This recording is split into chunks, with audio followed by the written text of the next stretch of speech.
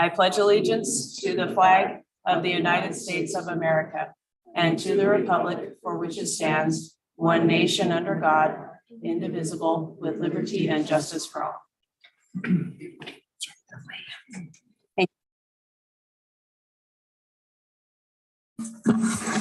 Move to approve the agenda. Thank you. Do we have a second? Second. All right, it has been moved to approve the agenda. Any discussion? All in favor, please. Aye. Aye. Any opposed, nay?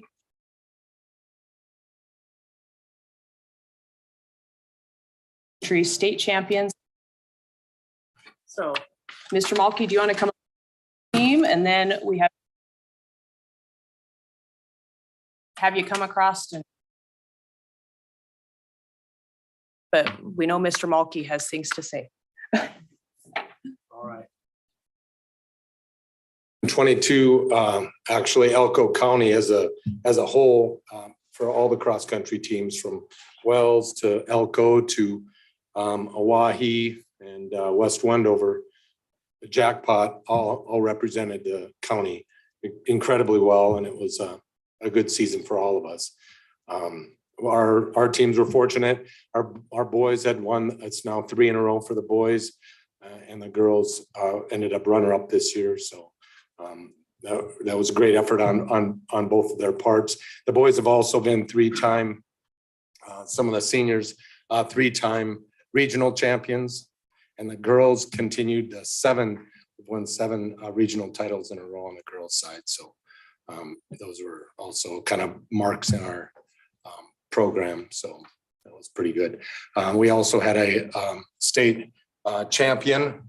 You'll see here today, Nate Thomas was an individuals champion, and on the girls' side, Kylie was a runner-up this year as well. So congratulations to both of those, and obviously the hard work of all the kids it's kind of a culminating of their whole season, just the hard work they put in, and the girls ended up also they're not just pretty and they're not just pretty fast, they're pretty fast and smart. They were the state academic champions as well. So that was good. Congratulations on that part for the classroom work that they did as well. Otherwise, I don't know if you want to introduce them. Yeah. And do you have the boys or the girls? I have got the girls first. The girls, okay. Ladies. And come around here and be recognized.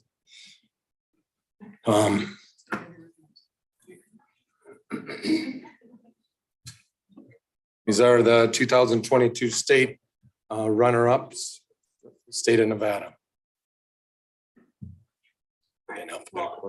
Congratulations. Congratulations. And we do have certificates for you. So we'll call you as the certificates come. I know all your names, but we'll call you in the order the certificates come up. So first of all, we have Kylie Munson.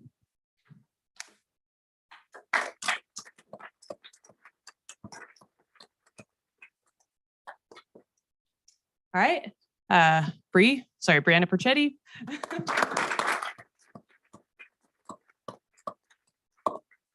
I should say you can go across and shake the hands of all the board members as you come. So you guys can go back. Go ahead. I won't take that from you. Go shake their hands. We are all excited to have you here. So go ahead and yeah, you can. Abby's our student board member tonight. I did not welcome her yet, but we will do that in a few minutes. Okay.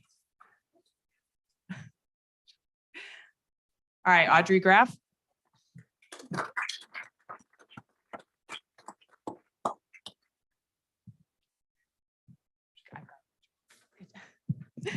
All right, Avery Clayson.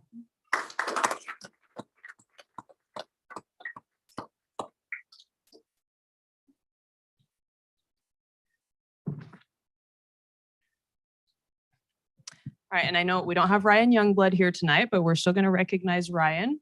Okay, Zoe Starkey.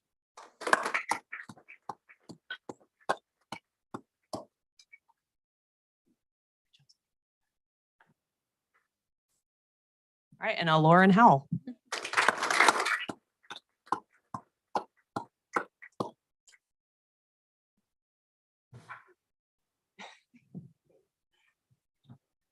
right. Okay, and I think, oh, wait, there's a second one. All right, if you guys will, actually, if you want to wait to see the boys recognized and then follow Kayla out and she's going to take your picture. Okay, so let's give them another hand. These guys are off.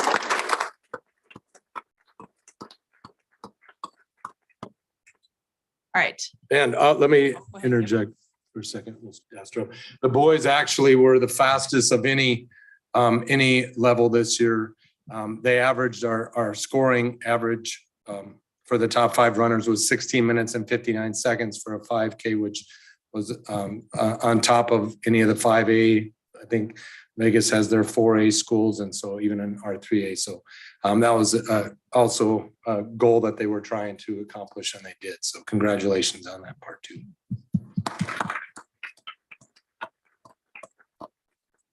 All right, boys, if you guys want to come up, and while you're coming up, I'm also going to recognize Mrs. Mulkey. I know she just stands back there in, the back of the room, but she is also Coach Mulkey, and we're grateful to have her here too. All right, so boys, you can just come up and I'll call your names as you come. We're starting with Ian Mitchell.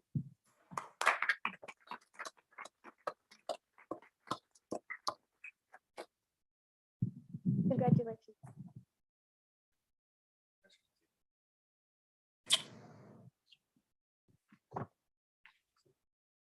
All right, Ben Claridge. We don't have Ben tonight. All right, Hayden Mitchell.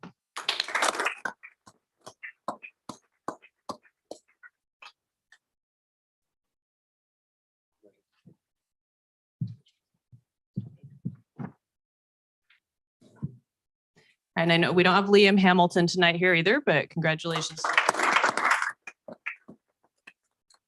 All right, Jake Bradford.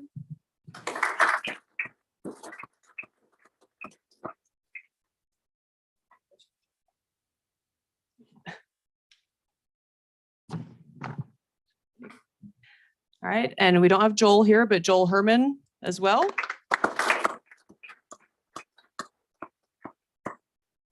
All right, Nathan Thomas.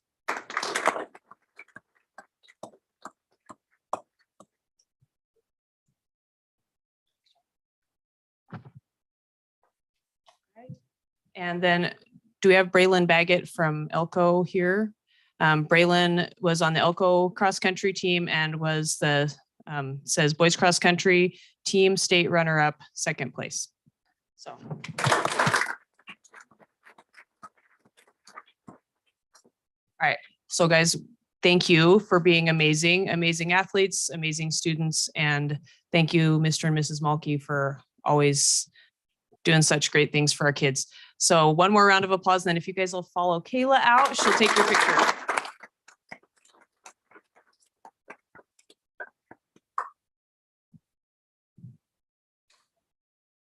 All right, really quickly, since Brennan and Scotty, if you guys want to come back in, we didn't have certificates for our alternates, but we actually had alternates that were also part of the team. And so we have Brennan Dastrip and Scotty Adams. So let's give them a round.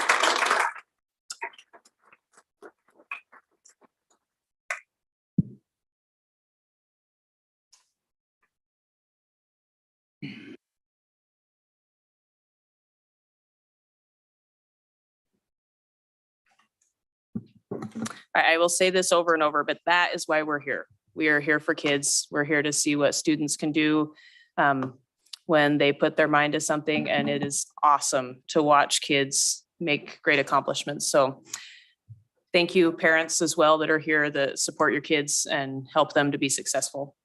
We will move on to item 1.5, recognition of the October and November. Okay, is Faith here somewhere? I thought I saw her earlier. Okay. How about Antonio? I know you're here. Come on up.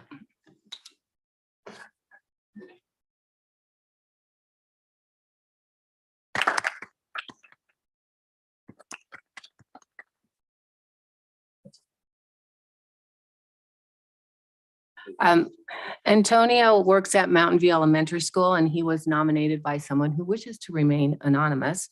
But this person said, Antonio is dedicated and skillful in carrying out his duties. He is always happy and willing to step up and take on more responsibilities to help his colleagues. He is an individual who is always willing to learn and enjoys being part of any activities that are presented at our school. He is positive and committed to our school and community. So thank you very much.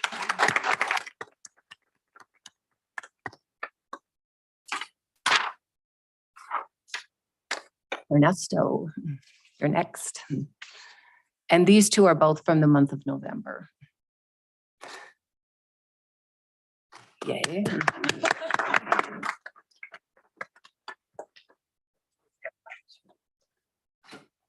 And again, someone nominated him who wishes to remain anonymous. Ernie is at Spring Creek Middle School, 8th grade teacher, science teacher. Ernie has been in the district for more than 25 years, and each of those years has truly made a difference to students and staff. He is a beloved teacher that goes the extra mile to understand students as middle schoolers and help them be the best version of themselves. He is always encouraging and uplifting students, and the amount of dedication and love he shows students is evident when walking through the halls and seeing students excited to say hi to him, all the way to the students that come back to say hi and invite him to graduations and weddings and baby showers, etc. He is truly a building favorite amongst students and staff. He makes staff laugh, cares about what is going on with them, mentors the new teachers coming in, and is really what teaching is all about. This year, he is the oldest in the department with the most experience, and he dedicated his prep to a 0 hour, so class numbers for 7th grade would come down. He doesn't even teach 7th grade, but he was willing to give his time for them. He works from the time he steps in the building until he leaves. He also coaches wrestling and mentors athletes in all sports on his own time while helping kiddos his own son's age and older. Ernie has been a fixture at Spring Creek Middle School since the day it opened and has never asked for anything in return other than students be the best version of themselves they can be. I was lucky enough to be mentored by him and get to pick up some of his bag of tricks that would make any educator a good educator. He doesn't ask for recognition, but after all of these years, I cannot think of a better person to honor with this award.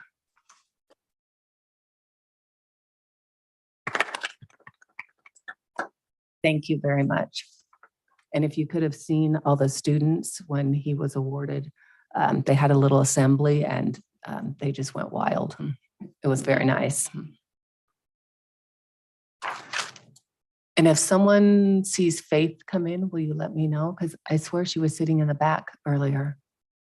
Maybe, okay, maybe I'm just delirious. And we can come back if she comes in. Okay, thank you. All right, anything else, Susan? Thank you to Total Eye Care, anonymous donor, Keith from Maverick Gaming, and Leanne's Floral and Design, because between flowers, a $50 gift certificate to Amazon and a $25 gift certificate to Starbucks. So we appreciate our donors to keep this program going.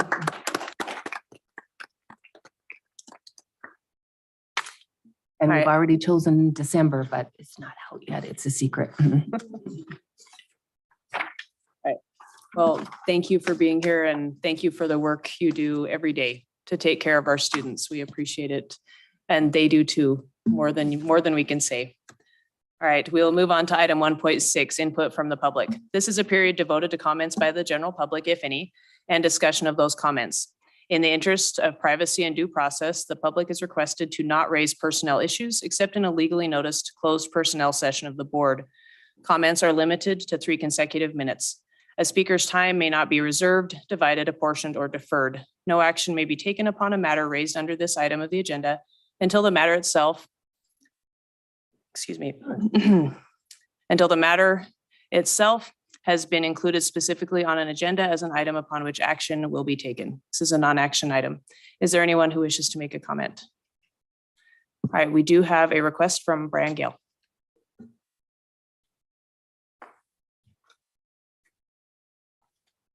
Good evening. Welcome. For the record, my name is Brian Gale, a rancher from Ruby Valley. This evening, you will be, or you might be discussing a new policy, GBB 30. This policy is, for the most part, a reiteration of Nevada law. with one slight addition.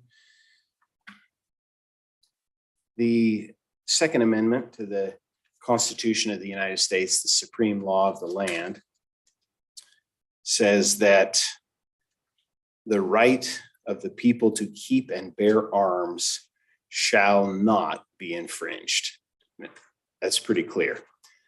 We've had lots of tricky lawyers who've twisted that around. Some states, the right to bear and keep and bear arms is not infringed. They have what's called constitutional carry. You can carry whatever you want, wherever you want. In the state of Nevada, our legislature has established a process by which you can carry whatever you want if the sheriff says, okay, here is a concealed carry permit. I might be concealed carry right now. Who knows? The sheriff says it's okay. Now, the sheriff in the state of Nevada, the sheriff is given the opportunity to make sure that people are trained, make sure that people are law-abiding citizens.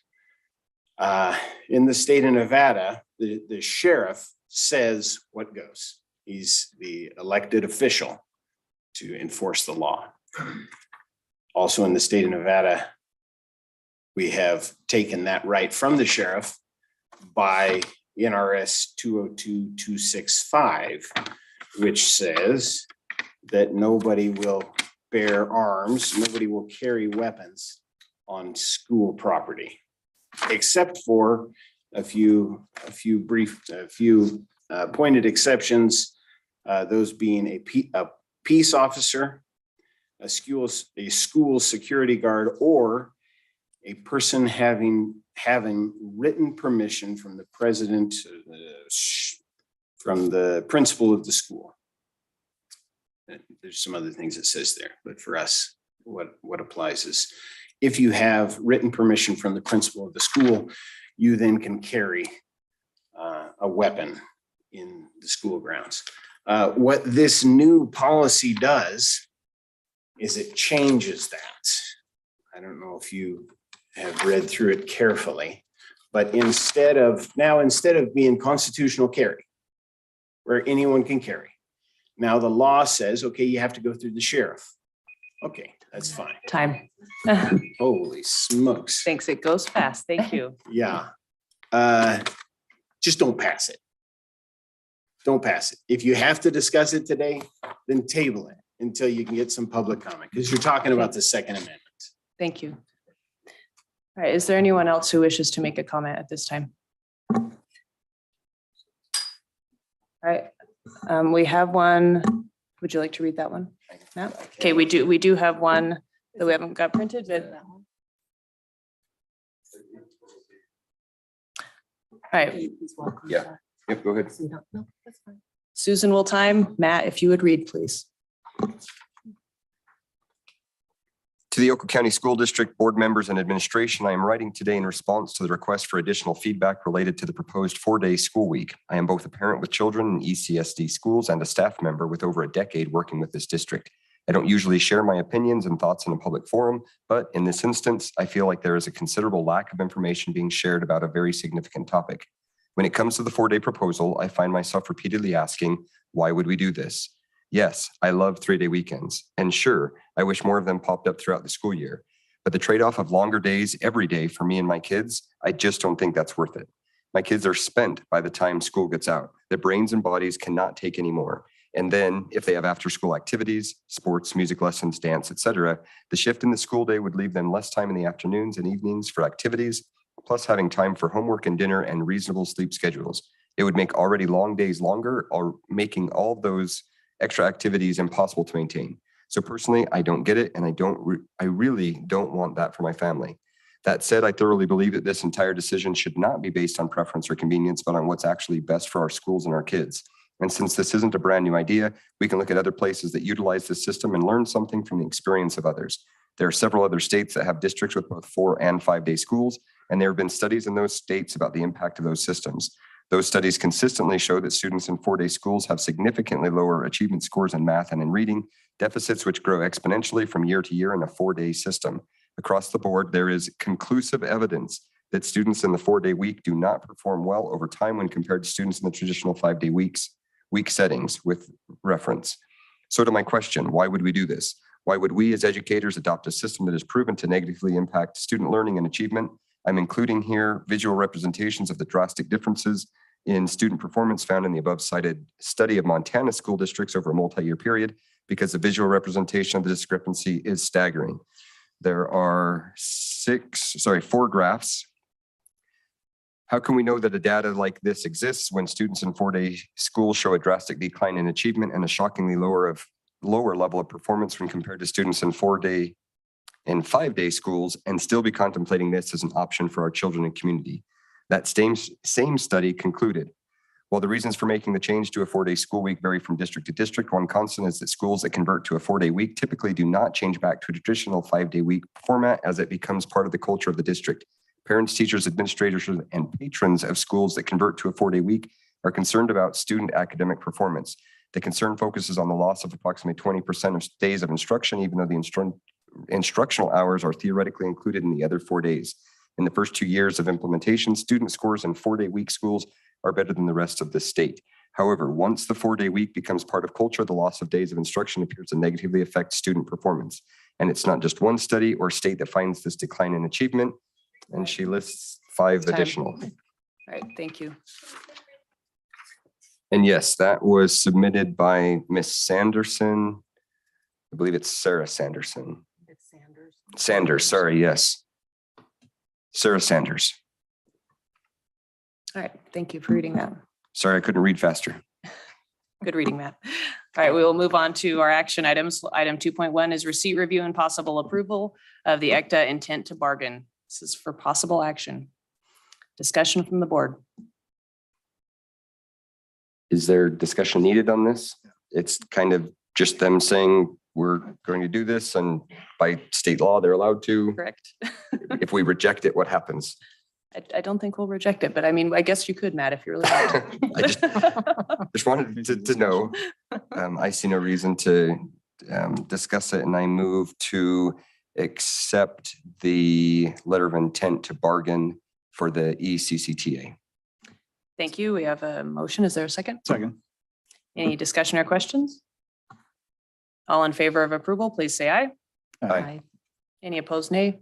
Chair votes aye and the motion carries. Item 2.2 is receipt, review, and possible acceptance of the bid for the Adobe Middle School Boiler Replacement Project submitted by Cap Mechanical Services LLC and conditional award of contract to that bidder.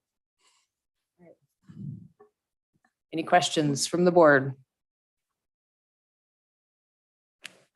None on my end, so I'll go ahead and move that with the board accept the low bid for the Adobe Middle School Boiler Replacement Project submitted by Cap Mechanical Services LLC and conditionally award the contract to that bidder, subject to the timely submission to the District Legal Counsel of all documents required by the instruction to bidders, including 1, signed contract, 2, proof of required insurance, 3, issued performance bond, 4, issued payment bond, and 5, completed project apprenticeship report as required by law. Thank you. Is there a second? Second. There's a motion and a second. Any discussion or questions? When are they going to start it? Break. First week of April. Is that enough? Do they finish it in spring break or they just start? Okay. So Cool. just taking a proactive. Well, Okay. Stephen, the comment on number 5, completed project apprenticeship report, that's not apprenticeship students within the ECSD system, correct? requires that. Those are union markers. Okay. So we'll fill out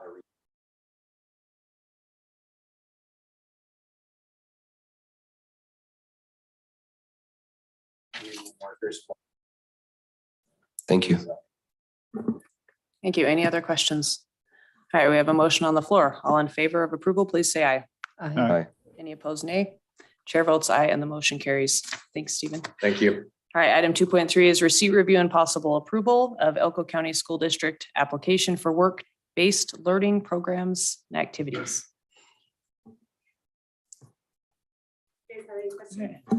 Any questions from the board on this one? Yes, ma'am. If I may, the this is a renewal, and reading through here somewhere else, it said that there wasn't really a need to renew, but yet it does have dates for 5 years, if I recall correctly. So is that just a conflict between what the form says from the state that it doesn't need to be renewed and compared to the 5-year term limit, or did I misread something? So it's our 5 years is up, so it's time for us to apply for a renewal.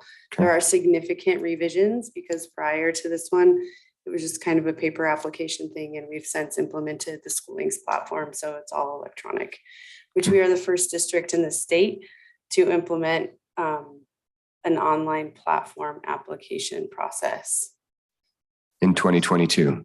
in 2022. Okay. Yeah. Just double checking. Yeah. Yay us. Yeah, yes. Yeah. I say, and with you in charge, Heather, we're not surprised. We're the first. So thank you. All right. Any other questions from the board on this? How would the board like to proceed? Madam Chair, move to approve the Elko County School District application for work-based learning programs activities. I'll second. Thank you. I have a motion and a second. Any other discussion? Well done. Thank you. Yes, Heather, thank for you all as do. always. you. All right, all in favor, please say aye. Aye. Any opposed, nay? Chair votes aye and the motion carries. Thanks, Heather. Item 2.4 is receipt review and possible approval of the application for academic credit for career and technical education coursework for accounting and finance pathways. Questions from the board on this one? I don't have a question, just thank you. And thank you to that team that did all that work, because I know that's a lot of work. Yeah, it was good. It's coming. That's it? It's That's all you coming. That's all I got. Yeah, so just some points of clarification. So Nevada state law requires that students take algebra, geometry, and another third Algebra year- 2. Algebra 2 now, and geometry. This credit does not overrule any of those classes. Those kids still have to take those classes. However, this would count as a 4th year math. So students can either earn their advanced diploma and their career and college ready diploma without having to take an additional math class. Does the Gwynn scholarship still require 4 math? I have no idea. So that could be another potential though? Yeah, Okay. for millennial scholarships or whatever, so they don't have to take the dreaded 4th year math in their senior year. This will be accounting. It'll be the exciting 4th year math, Yes, right? exactly. Counting is so Exactly. fun. Yes, no offense to Julie. No, no. Or I know you or love our it. I know you love auditors. it. Yes, yes, for sure, for sure. Those who love it, love it. Those who don't. Right. Yeah. Yep. All right, how would the board like to proceed? Move to approve item 2.04. Thank- Application. Thank you. Do we have a second? Second. There's a motion and a second. Any other discussion or questions? Again, Heather, thank you for all you do. Thank you. All in favor, please say aye. Aye. Aye. Any opposed, nay? Chair votes aye and the motion carries. Thank you, guys. Thank you. Item 2.5 is receipt of the 21-22 Elko County School District audit as prepared by Hinton Burdick. Right, Julie. I'm going to introduce Kelly Jones. She's the audit manager from Hinton Burdick. Kelly, can you hear us? Yes, I can hear you. I'm going to turn it over to you and I'll be available for any questions or input. All right. Can you see my screen? We can just see you, Kelly. Okay. Let's see.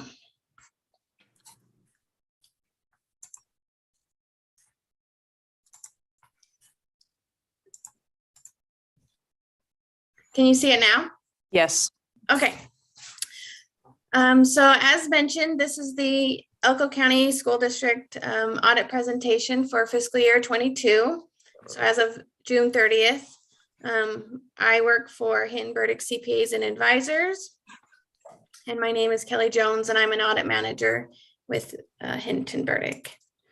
So just as a little preface, first off, we always want to say thanks to the district staff, Julie and her team for their hours and their work to provide us with the information and documentation that we need to perform our audit services. Julie's insight is welcome as we go through this presentation.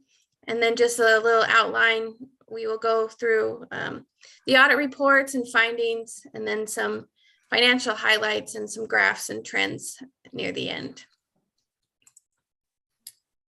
So for our audit reports, you should have access to our financial statements, either electronically or hard copy. And on page 1, you can find our auditor's report, which issues a clean opinion or an unmodified opinion, which is the best opinion you can get. And it basically is just saying that based on our test work, the school district's financials appear to be materially correct. Also included in our financial statements on page 119 is a report on internal controls over financial reporting and on compliance. In this report, we have issued 2 significant deficiencies for fiscal year 22. The first is year-end accounting and financial statement controls, and the second is in regards to bank statements. I did want to just point out that we had a significant deficiency in 2021. That's noted on this slide. That has kind of morphed into these other 2 findings that we have for 2022. They're similar findings in regards to the fact that we recognize that Julie took over in a situation that's not ideal, and she's kind of been playing catch up for some time.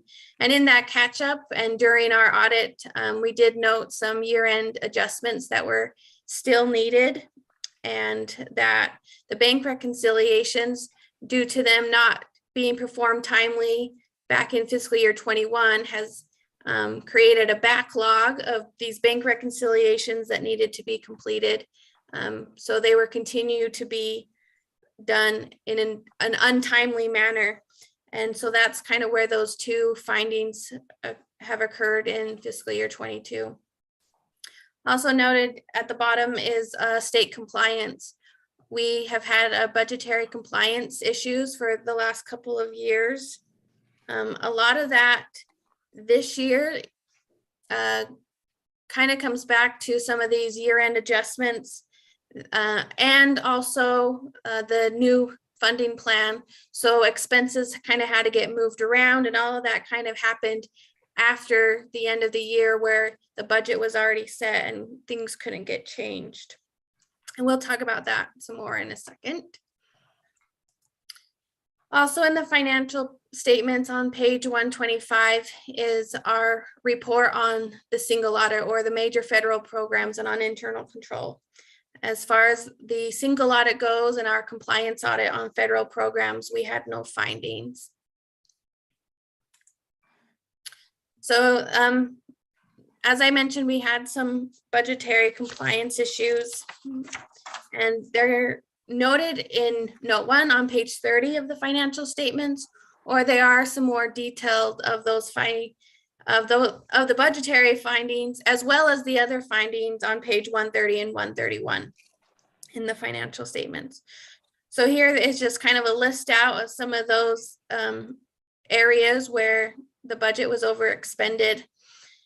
As I mentioned, a lot of this has to do with moving funds from state grants where the funding due to the People Center funding plan was no longer in those special revenue funds and got moved to the general fund after the fact, and the budget wasn't able to be reflected for those changes.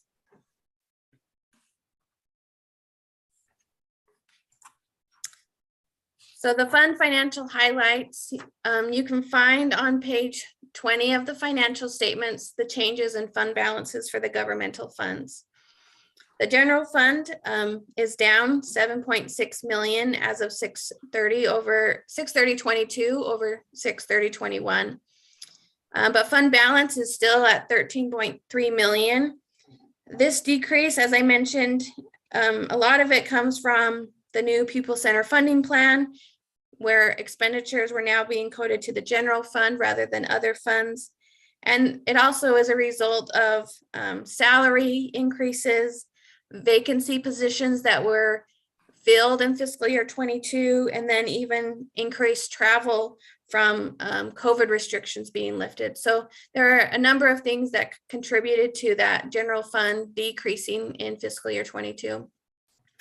In the special education fund, it's up 285,000, and fund balance is currently at 546,000 at 6/30/22. This increase is mostly due to the new pupil center funding plan and the additional funding that went to that special education fund. The federal grants fund is also up $2 million. At the end of fiscal year 21, it was actually at a deficit balance due to grant funding that hadn't been received yet. So it's kind of just corrected itself in fiscal year 22 due to that grant timing issue. And fund balance is sitting at $500. The capital improvement fund, where the pay-as-you-go activity is recorded, is up $6.9 million, and fund balance is at $18.6 million. This increase is mostly due to projects were kind of slowed in fiscal year 22. You had a lot of projects in fiscal year 21, and those projects were completed or near completion during fiscal year 22, which just resulted in decreases in the amount of expenditures.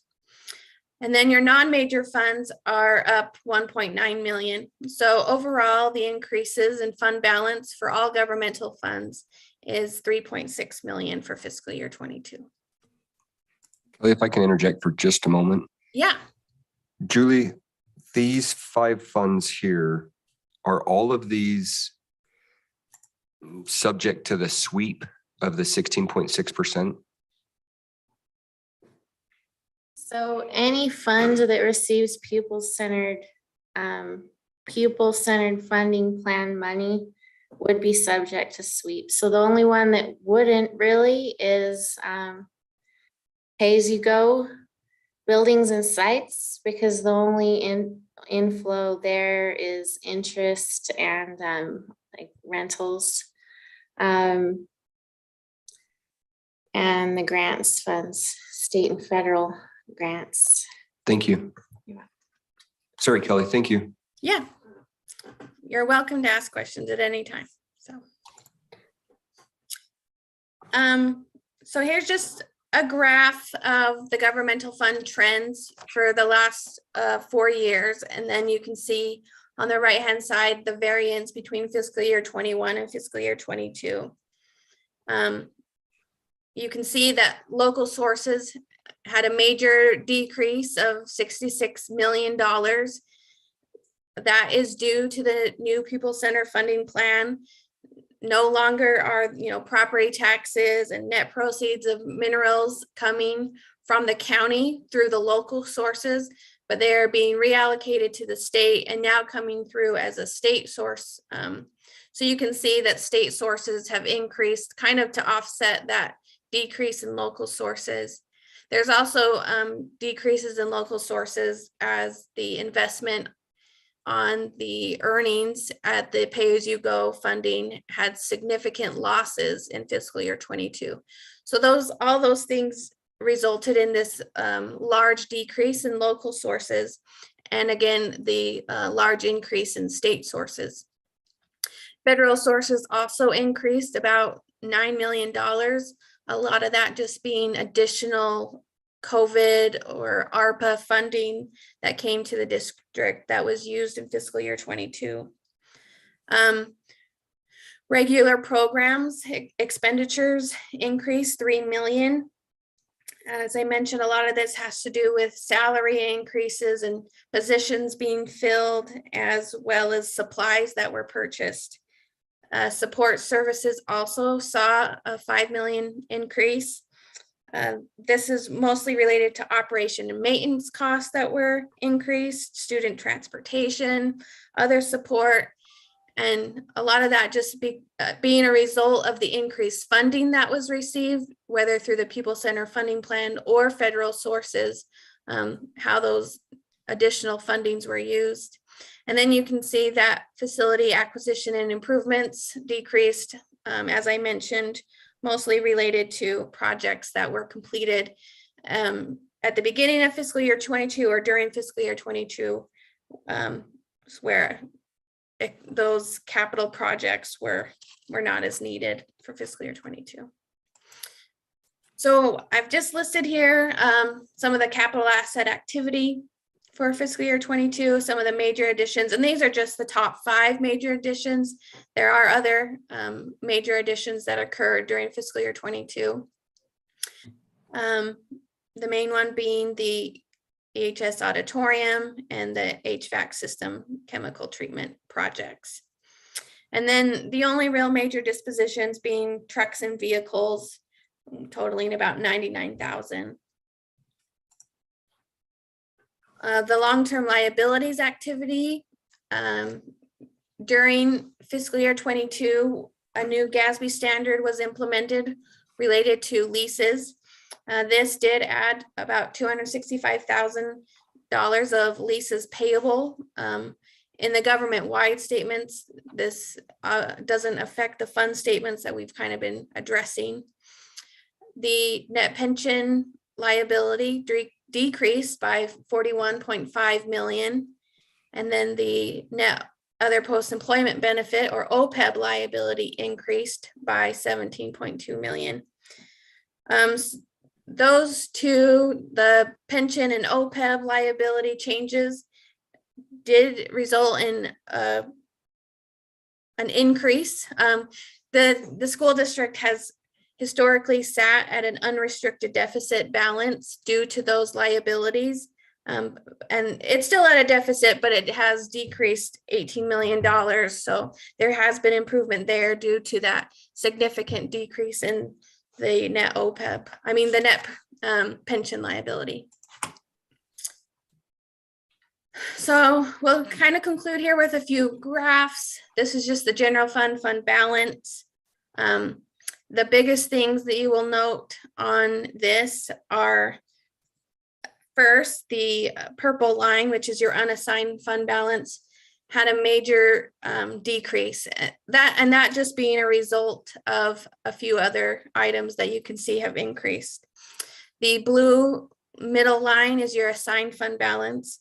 And due to the budget for fiscal year 23, there's $10.7 million being budgeted for subsequent use.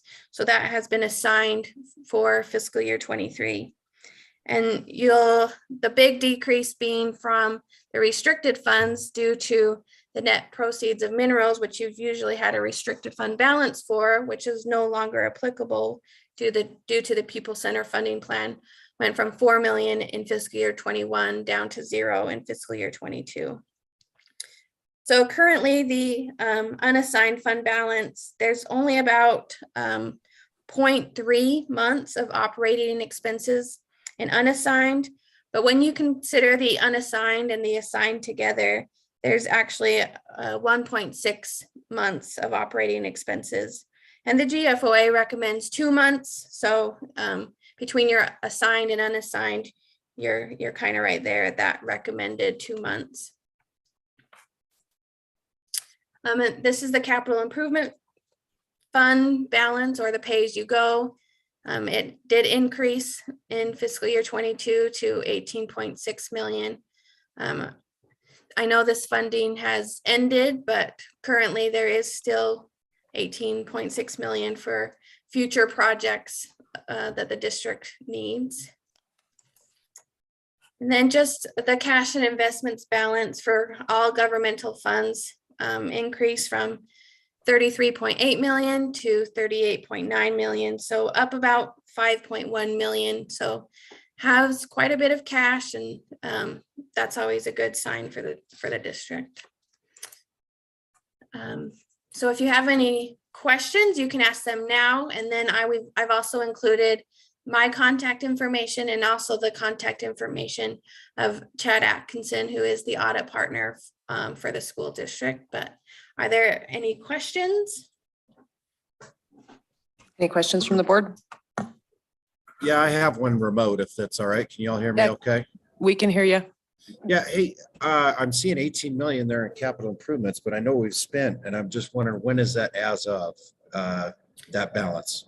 That 18 million is as of June 30th, 2022. Because we have, and maybe Julie, you can, we have spent some since then, correct? We've spent some, yeah. I'm not sure we've had any big projects in the last few months. Steven? Yeah, like we did, I'm gonna say offhand, but there was. Or committed in the future is what I'm Oh, getting at. then for committed, I'd refer to the capital improvement plan. Or authorized bids. I just was, if I'm remembering right, that's a number that I've used quite a bit to describe kind of what dire straits we're in without additional funding coming in. And I would had in my mind that we were right around 14. That's what we were budgeting, yes, but we'd never know what our net proceeds and mines revenues are gonna be until about July, Understood. so. All right, thanks, Jeff. Thank you. Any other questions from the board? Julie, first, thank you. Having gone through audits on the government level for more than 10 years, it's great to see as clean of an audit as we did.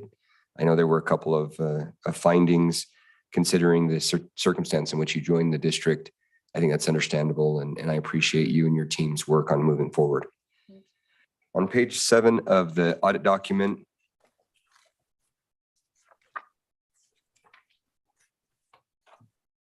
towards the top in that table, it under deferred outflows indicates 129% increase in pension related, a 43% increase in OPEB related, for a total percent change year over year of almost 92%.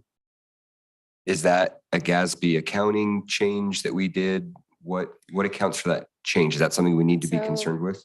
One thing you have to be careful about looking at the government-wide statements and net position is GASB requires us to get actuarial valuations for OPEB and the pension. So PERS does their own, and then we hire a firm to do OPEB. So that's like pension is as if everybody employed right now is eligible for full payout of the pension for the rest of their lives as of June 30. That would never happen. And actuarial valuations depend heavily on interest rates, on economical factors, health, expense ratios. So it'll fluctuate every year. So I guess then, was that 92% increase part of inflation since interest rates are in there built in? I would say inflation, and especially in the health insurance costs was probably a big factor. But all those informations come from hired actuaries that we're required to put in. Okay, thank you. If we can flip forward to page 30.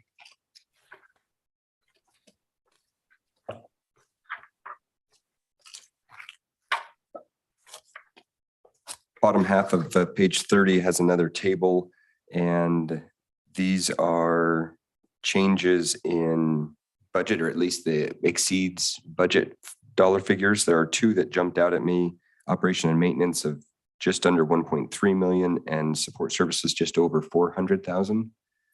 Yeah, so NRS requires a statute violation for any function that's over budget. So even though the general fund's under budget in total, all these are findings.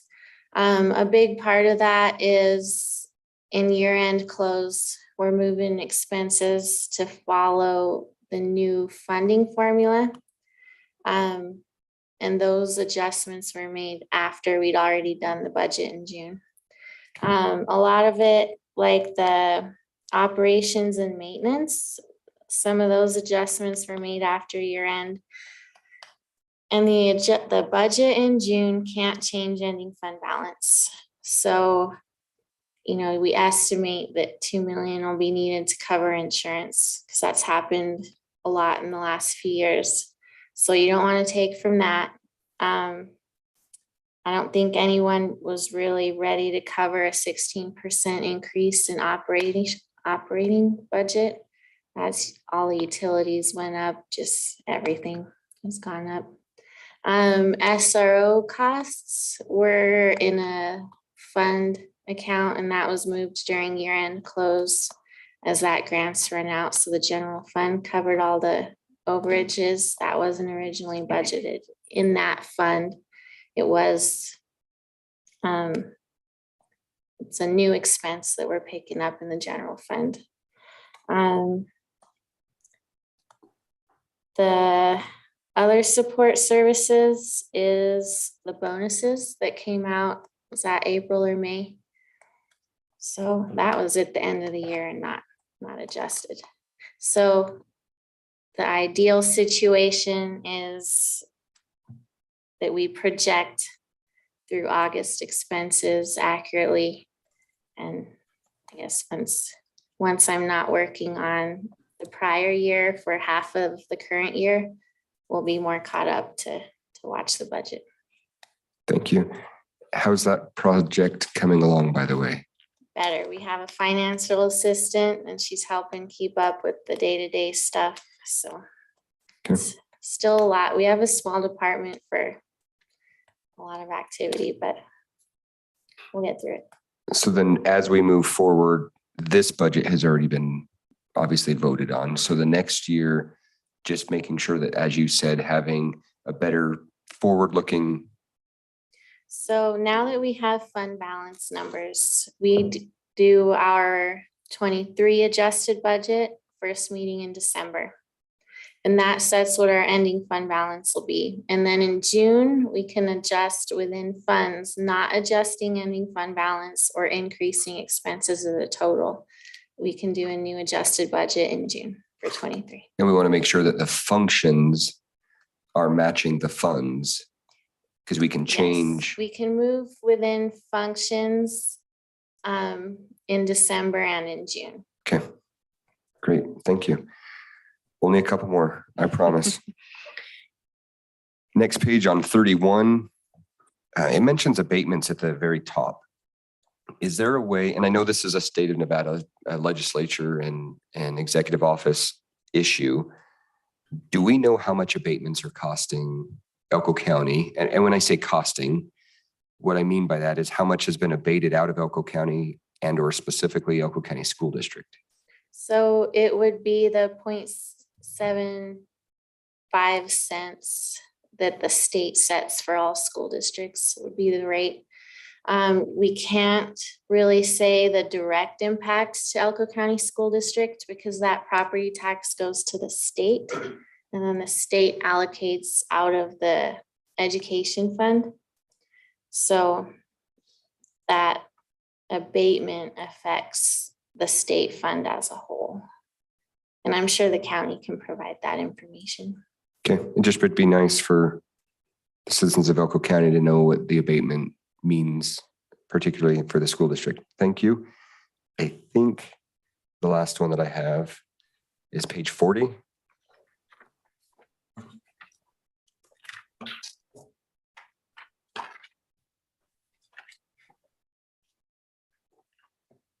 On risk management, bottom table indicates the under claim payments column that we had 46,000 last year for workers' compensation, but 591,000 this past fiscal year. That's a pretty large discrepancy. I know we're self-funded. Is that part of that? Is there something else that accounted for that? Yeah, so in 2021, our claims were pretty much non-existent and unusually low because if you don't have people on your campuses, they can't slip and fall on the ice. So we didn't really have any claims that year. 2020 claims were about 440,000. So they're leveling back out. And then we did have an icy winter last year and some accidents to cover. And I think we settled a claim that had been litigated for a while. So that was settled. So that'll increase the total expense too. As for being self-funded, that means we get to benefit from the savings when we have a good year and not just pay the flat premiums. That also means when we have a higher expense year that comes out of the fund balance.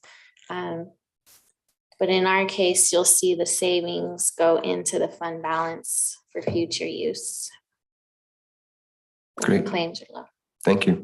And again, thank you to you and your team for what you do. And Ms. Jones, you and your team as well. We appreciate, like I said, it's good to see a clean audit. For the most part, there are a couple things that we can work on, but it's good to not have some of the issues that I've seen in other organizations. So thank you. Yeah, no problem. And I do want to say thank you to Kelly for all the help on work on the audit. Before we close up, I do want to point out the fund balance on page 13. I think Kelly's chart did a good job breaking out the different restrictions, and then page 13 gives you a total of the general fund. So something to keep in mind if you want to keep the trend of decreasing that much every year, because that would only get us through another year and a half. So. If I may add just one suggestion as we move forward, Ms. Jones, thank you for the graphs. If there's a way to add those as an addendum or just send them as a secondary set of slides so that we could see that a little bit clearer instead of projected across the room, that would also be helpful. Yeah, we can do that. Yeah. Great. Thank you very much. Are you talking about her slideshow? Yes, ma'am. Okay. Yeah, there was a graph on there that had two blues and a green, I think, a dark blue and a light blue, and then a green. I think one went down, one went up, one tanked because we don't have any more net proceeds. Oh, maybe it was purple. Okay, yeah, purple, not green. Yeah, so on that one there, if I understood correctly, one was, I'm going to probably butcher the terms of this, but basically unrestricted and restricted, or assigned, I think is the term you used, assigned and unassigned. Is that correct? Yes. Okay, great. Thank you. Can we put this slideshow on the website? Is that? Yeah, allowable? Kelly, if you want to send me the slide deck, we can upload it to Board Docs. Yeah, I can do that. Thank you. Thank you again, ladies. All right, any other questions from the board? Just real quick, just super quick. SRO, is there any plans as far as how the funds are going to come from that? Yeah, we're currently auditing the last couple years of expenses and pulling up contracts, trying to figure out what's the most recent. It looks like we'll be in communication with a couple of the local governments, and I'll discuss with them and CJ before I say anything right now. No, that's okay. I just want, we have a plan that we're working on. There's Basically. legal says there's a current contract in effect right now, so we're working on getting through that. Perfect. Because that's how it started, right? It did, and then I'm told that I think there's been a lot of turnover, so we're trying to figure out what the most recent contract is. With the block grant, that was to cover 2 full-time positions. So we might have to look at who's going to pay for those 2 full-time if we choose to keep them, which I think we are. And then I think that's the only thing that might need renegotiated is the 2 that have expired under the grant. Okay. And right now it's in the general fund. All right, any other questions? Jeff, do you have any other questions? No, I've been able to follow along pretty well. Down And to 14. again, I want to thank y'all for doing a great job on this. And I would echo what Matt had said about us not having, too many issues here. It's understood where we're transferring from the to the people-centered funding plan. It's been a little hard to follow along, but I've actually spent some time on it. I think we're okay. Stephen has some information on the capital projects fund balance. Back to your question, Jeff. we had allocated 4 million to this fiscal year. That's not to say that we'll spend it all. Some of that is just based off of cost projections for projects and miscellaneous things that may the school district endure throughout the year. So that explains probably where I'm coming up with 14 million left. exactly. All right, perfect. I just want to make sure I'm not, missing on a couple items there.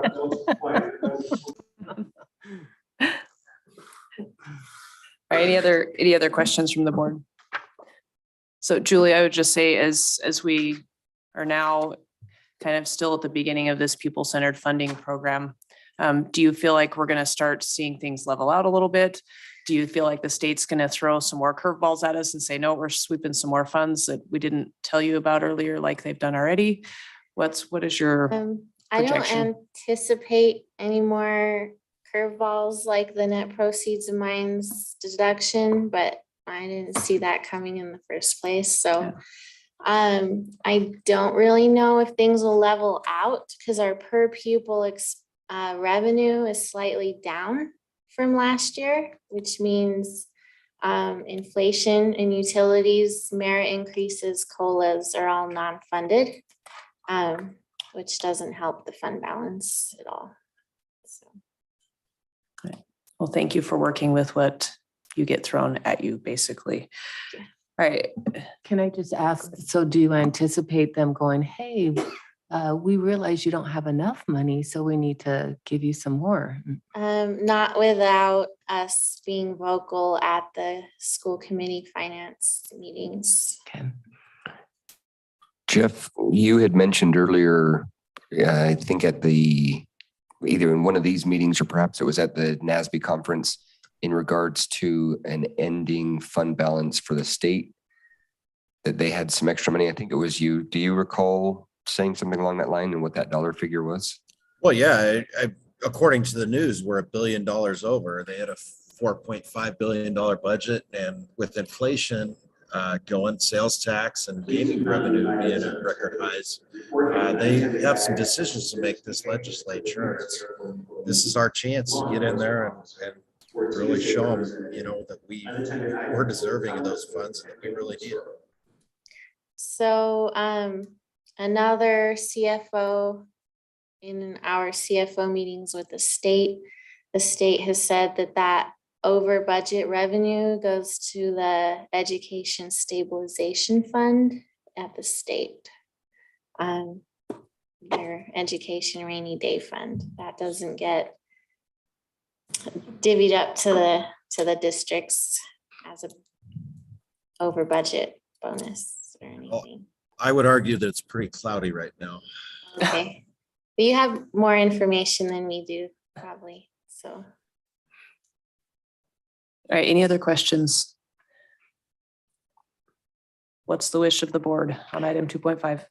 So Madam Chair, on this item, I'm assuming since it's an action item, but it was just receipt of, you would just like us to accept the report as presented, I'm assuming then, is that okay? Madam Chair, I move that we accept the 2021-2022 Elko County School District audit as prepared by Hinton Burdick.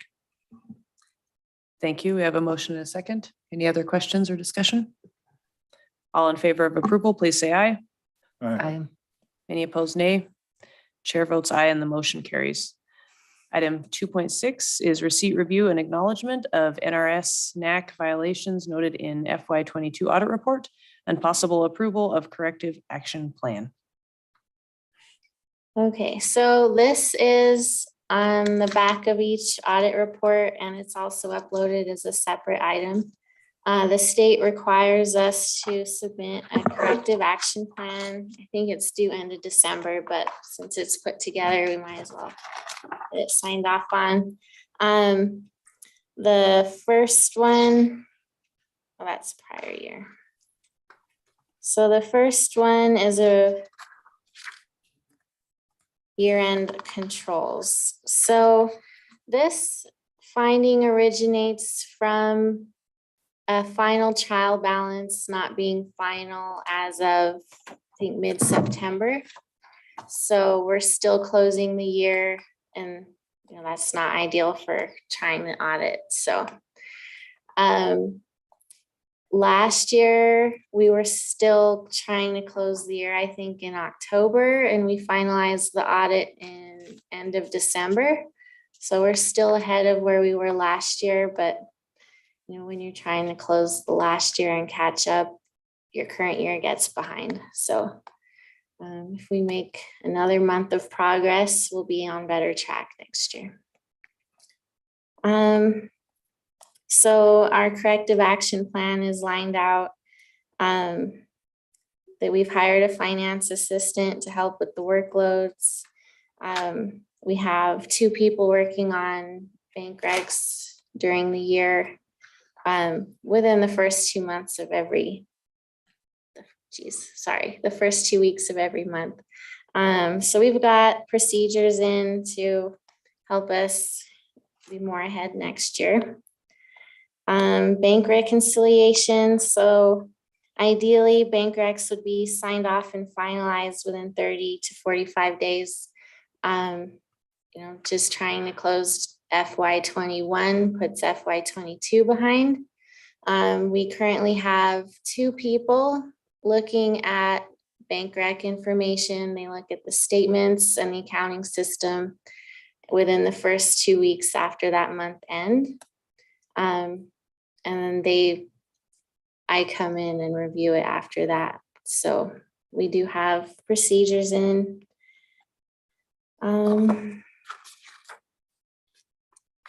And the over budgets are also laid out. So, and it kind of goes over the same causes that were in the last presentation. Now that we've got a year of what the pupil-centered funding plan looks like, where all the expenses are going to be, it's going to be easier to know what function and funds to budget them in. Like self-insurance, that's technically an NRS violation because it's over budget, but that's like 0.01% over budget. So I think that's pretty close, but we broke out pretty much even on that fund last year, which is a huge improvement from the year before. So where we needed a couple million put into it. So yeah, I kind of feel like we already went over like the operations and stuff. So I'm gonna open it up to any questions. So Julie, do you, if I may, Madam Chair, I'm sorry. Please. So specifically then with the 2 findings, 2022-01 and 02, we're anticipating that we should be completely cut up by the time of the audit for the 22-23 fiscal year, and we shouldn't have these findings again? I'd hope so, but that's the goal, yes. Okay. That's always the goal. I certainly don't want to flaunt NRS 354.626, but I am anticipating we're probably still going to see those occasionally. I appreciate how well you throw darts at a dartboard and how well you look in your crystal ball, but we're probably always going to have some budget changes. So yeah, hopefully we get closer, but yeah, that's a pretty common finding that a lot of governments have. Okay. But, we certainly appreciate your efforts on trying to clear up those first 2 findings. Thank you. thank you. Right, any other questions from the board? All right, what's the pleasure of the board? Madam Chair, move to accept the corrective action plan for NRS NAC violations noted in the FY22 audit report. Thank you. Do we have a second? Second. All right. Is there any other discussion? All right, all in favor, please say aye. Aye. I, Any opposed, nay? Chair votes aye and the motion carries. And Julie and Kelly, thank you for the report. Thank you for your work. And thank you for keeping the district afloat. Thank you, ladies. Thank you. Madam Chair, I got hung up a little bit on that motion just because I noticed there are almost 2 there. I know that we approved the action plan. I'm hoping that in there, it's self-explanatory that we acknowledge the violation. So I don't think a second motion is needed, but if I think your need be, wording then- was sufficient Perfect, to great. do both acknowledge and approve the corrective action. All right, Before we move on to item 2.7, I did fail to give an introduction to our student board member. We got excited about congratulating the cross-country team. I said we would introduce you, and we did not do that. So we are glad to welcome Abigail Davis as our student board member from Spring Creek High School. We're going to give Abby a little bit of time to give kind of a little bit of an intro later when we do board member items, but we're so glad to have her here. We love having students sit here and be involved in the process. We love having them share their thoughts. This one's a pretty heavy agenda with a lot of technical information, but we sure appreciate having you here. So thank you. We should clap. We can, yes. We'll clap.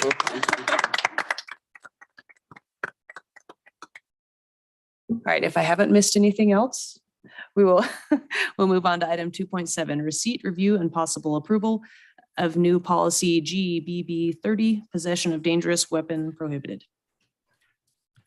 All right, discussion. Oh, go ahead. CJ, we're glad to see you. Yeah, thanks. I apologize in advance for how I sound. I braved it out and put a button-up shirt on for this meeting, so you should feel pretty special. My apologies for not being there, but in knowing about 2.07 and 2.08, I didn't want to just leave those unaddressed this meeting and further move them. So we're doing it this way. So I just want to make some comments on GBB 30. I appreciate Mr. Gale's input that he gave during his public comment. Something I do want to point out is when you look at the item itself, the attachment,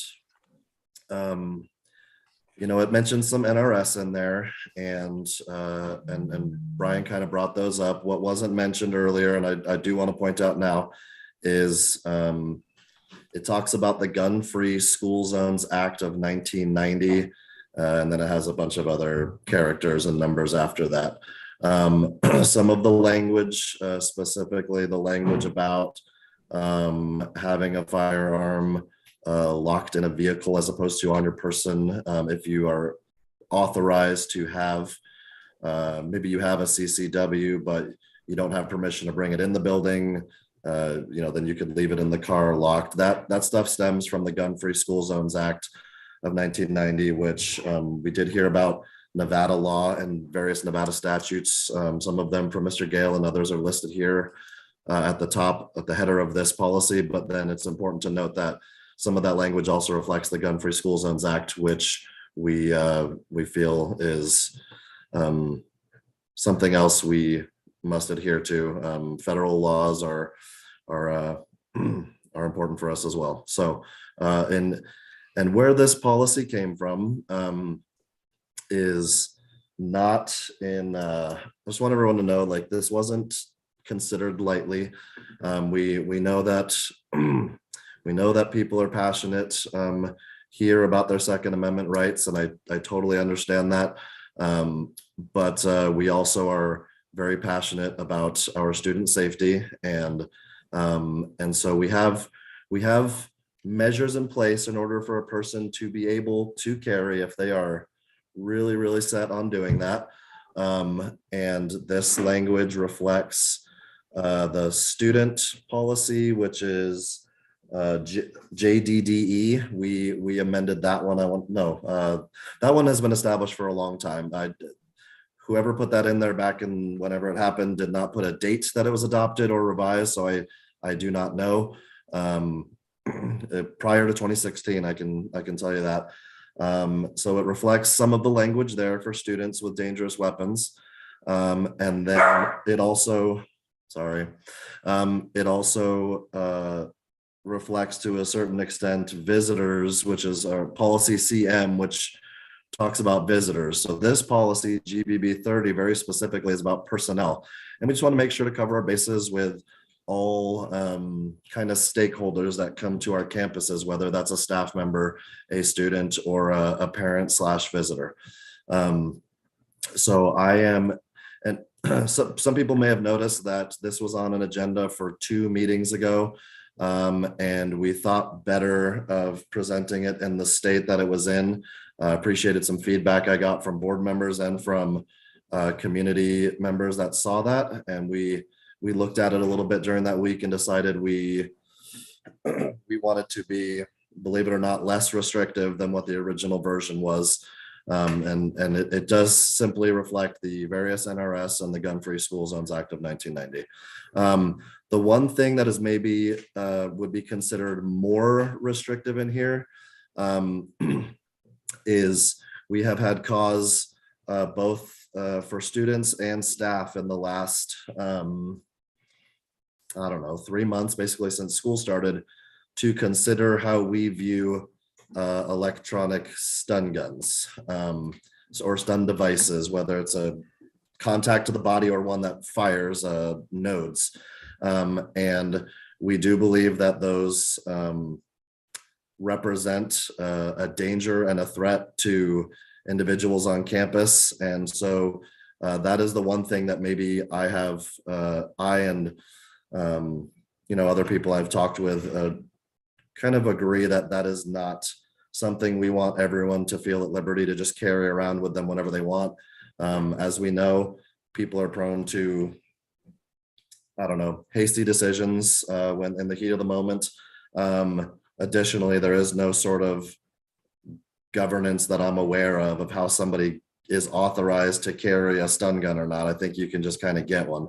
And so in an abundance of caution, trying to keep everyone around, everyone else safe, that is why that is also in there. And just full disclosure, instead of revising 3 policies and waiting to see the will of the board on this and having to keep bringing the item over and over and over again, or the items, JDDE, CM, and this new one, GBB 30, I'm floating the stun gun piece here, and assuming the board is in support of it and the policy is passed with that provision in there, then you can anticipate that in a near meeting down the line, we would do the same thing for visitors and we would do the same thing for students.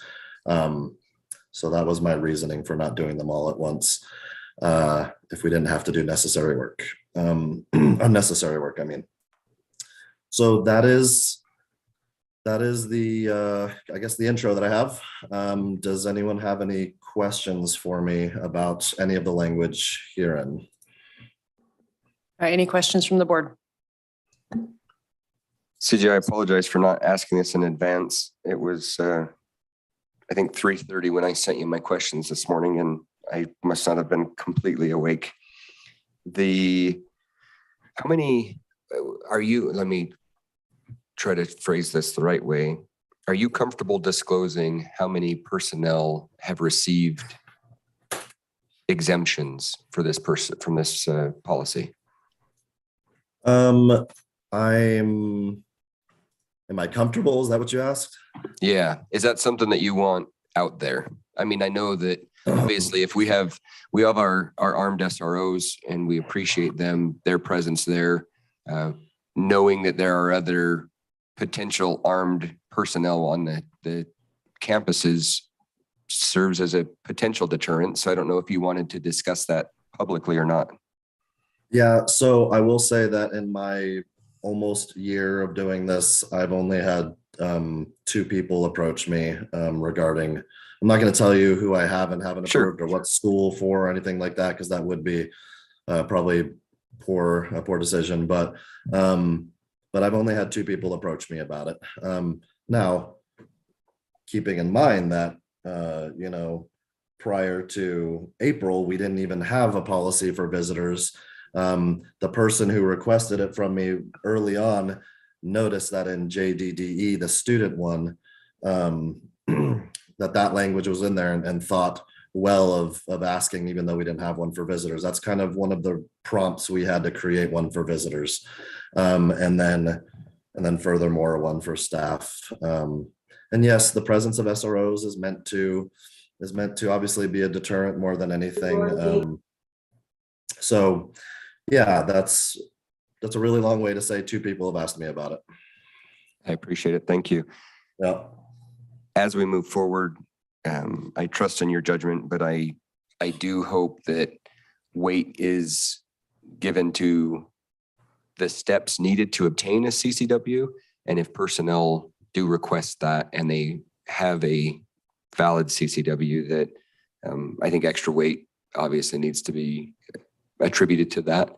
If the sheriff thinks that they're good enough to pack, so to speak, then I hope that that will be looked at as well. Of course, we also want to make sure that our SRO team is, I think, aware of that. I think that's only responsible. But that's the only comment I have at this point. Thank you. Any other questions or comments from the board? Yeah, I have a couple. Go ahead, Jeff. I wanted to start by asking, well, not really asking, I just more wanted to explain that most of these things are already covered in NRS.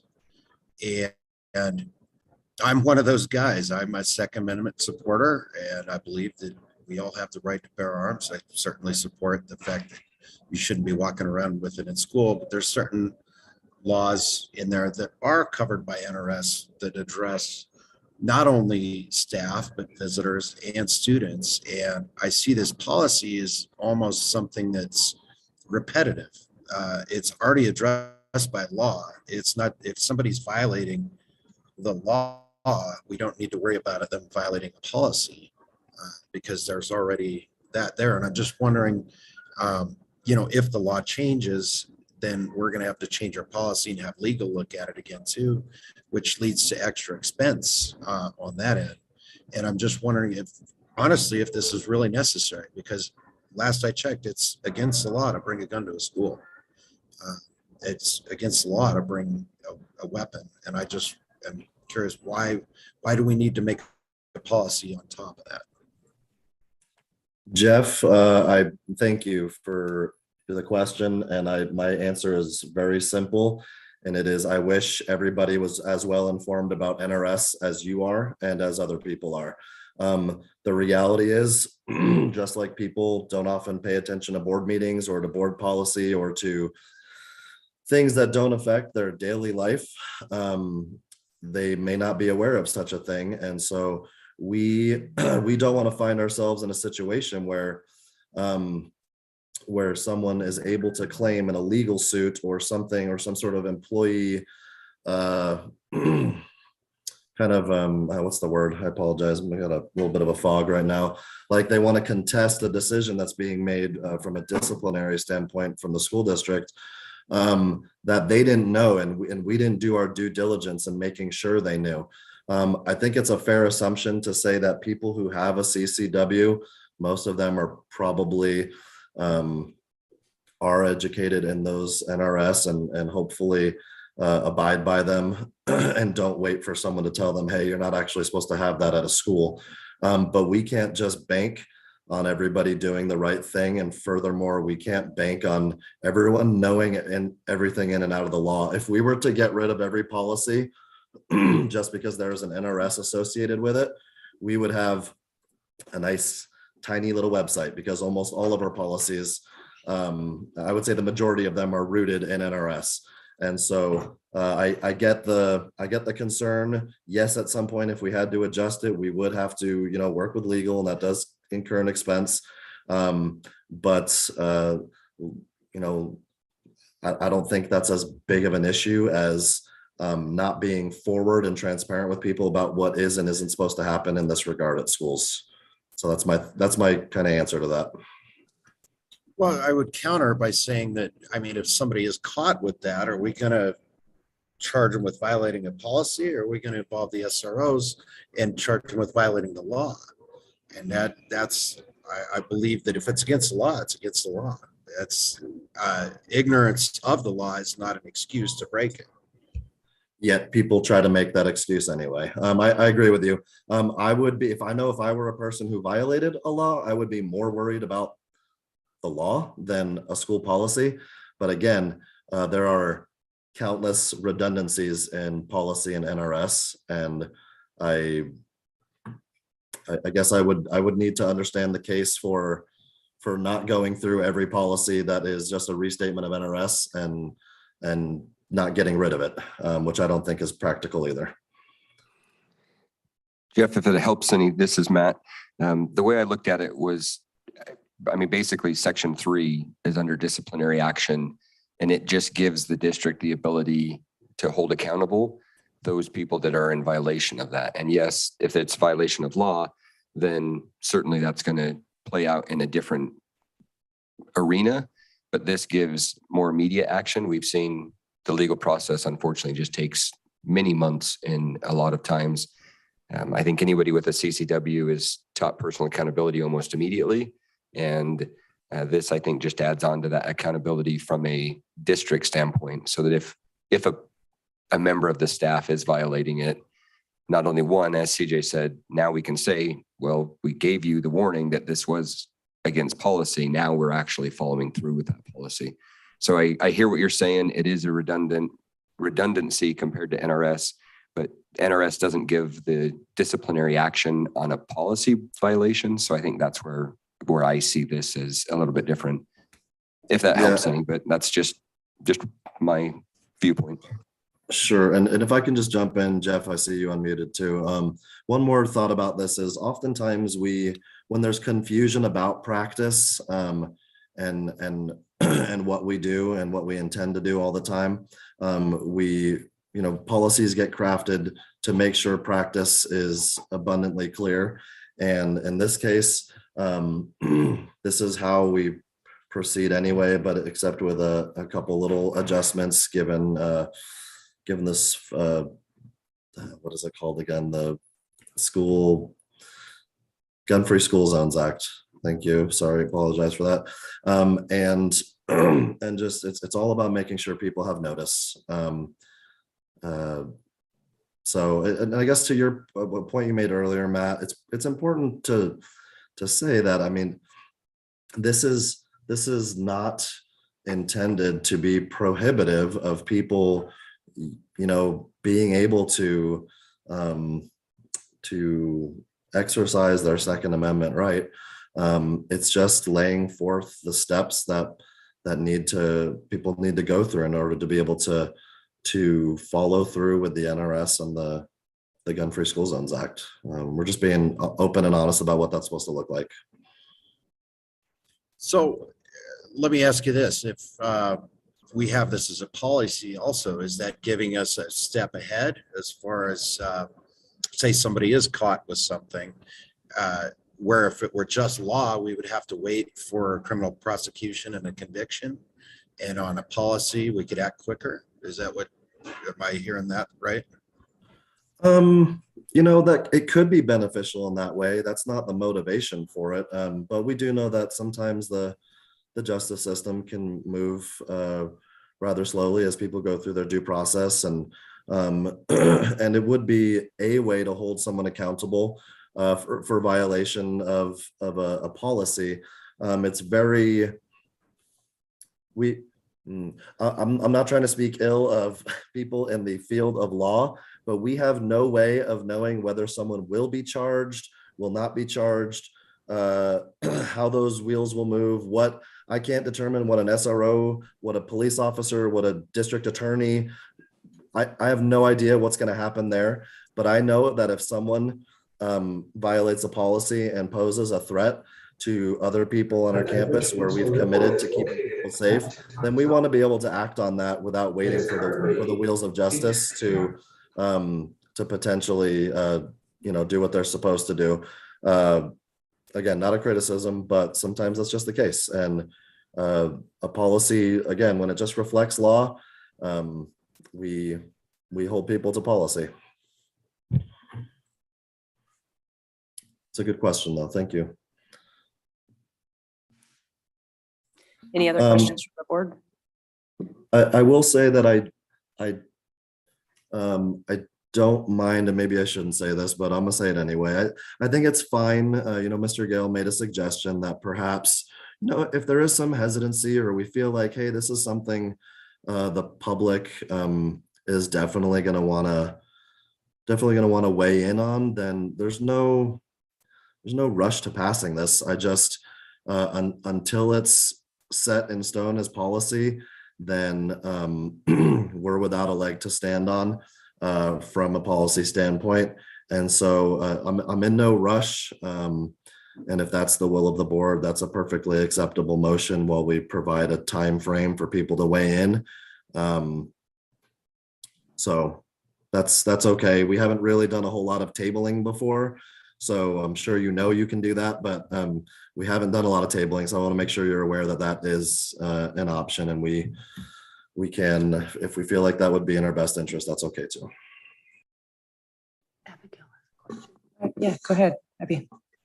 So I was looking underneath the definitions under dangerous weapons, and I know that, I'm not going to say that, but I know that some people may carry pepper spray. Would that count under that definition, and would that be included in this policy? Abigail, that's a fantastic question. We considered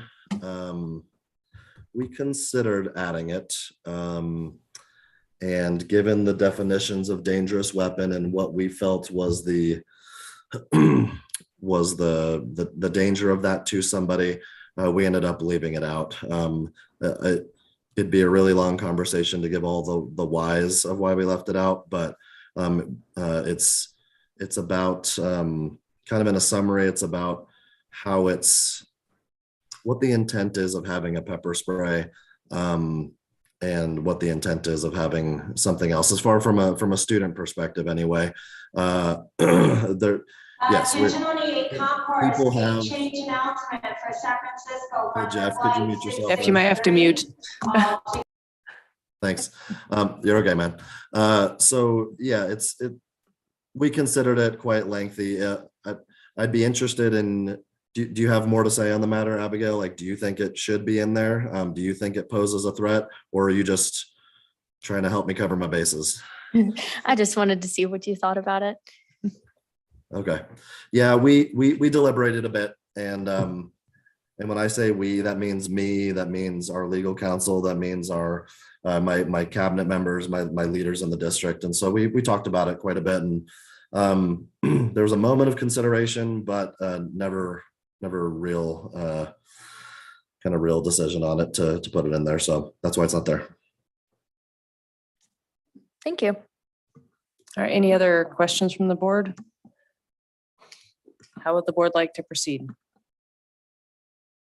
So, Madam Chair, I appreciate, as Mr. Gale had said, that we do have that option to table, and reinforced by Mr. Anderson. This item was first brought up as a potential item, or this issue was first brought up as a potential item on the October 25th meeting.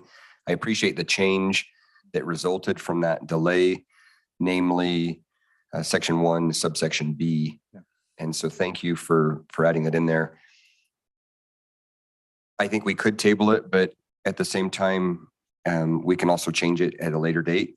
If we table things until we get enough feedback from personnel or from the public, we really have no idea how long that's ever going to be. So with that said, and appreciation for the comment, I move to accept policy GBB 30, possession of dangerous weapons prohibited by personnel. Thank you. Do we have a second? Second. All right, is there any more discussion? I would just kind of reinforce what I'd said before, that I believe that NRS is enough. I believe that we're talking about personnel here, people that we've already vetted, that we've already interviewed and hired, that we trust in some way, and that I would like to have those people have whatever means is legally available, just as the Constitution gives them to protect themselves. So I am not in support of any policy that goes over and above what NRS is. All right, any other questions or comments? I will just add in, not to argue with you, Jeff, but it's worth noting whatever, I can't rephrase exactly the last sentence you said, but this doesn't prohibit anyone from doing that. There's simply a process for how to be approved to do that. So it's not prohibitive. It's a little bit of a pain, but not prohibitive. All right, and I will just say along those same lines, I think it's important that when we do have someone carrying on campus, that we do know who it is. The superintendent, the principal has the avenue to approve that. or the superintendent. And I think it's important that we do know who is, not only for their protection, but potentially for the protection of students and other personnel. I am glad that we do not prohibit carry on campus, that there is an avenue for that. Because as Matt mentioned, when someone wants to come onto our campus and cause issues, if they know that, hey, this district allows, people to carry on campus, they can have a means of defending. I think that is a deterrent for someone who wants to come. Also, obviously, we wouldn't publish those names because we don't want someone who would choose to come and have ill will toward our students or anyone on our campus to know that there are people in that building who are not okay with them being there, and they potentially have the equipment that they need to make them stop and not cause problems. So I am glad that there's an avenue for that. And that being said, unless there's any other discussion, we will proceed to vote. Please, I can welcome public comment. Know this, but you can have public comment Yes, yeah, between this discussion and the vote. correct. Okay. And If you're I welcome, could and you're please- welcome to comment. What you've missed, there is a way. First off, I apologize. I didn't realize this section was just for personnel. I just thought it dealt with a reiteration of the Nevada law, which doesn't mention personnel. There is a way that a teacher can potentially carry in the school. For Nevada law, they have to get the approval of the site administrator, of the principal. For this policy, they have to get the approval of the superintendent.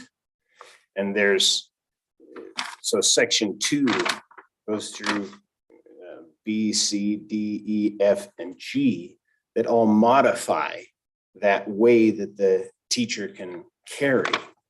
Those are pretty big modifications, and that puts the entire decision on one man, one person.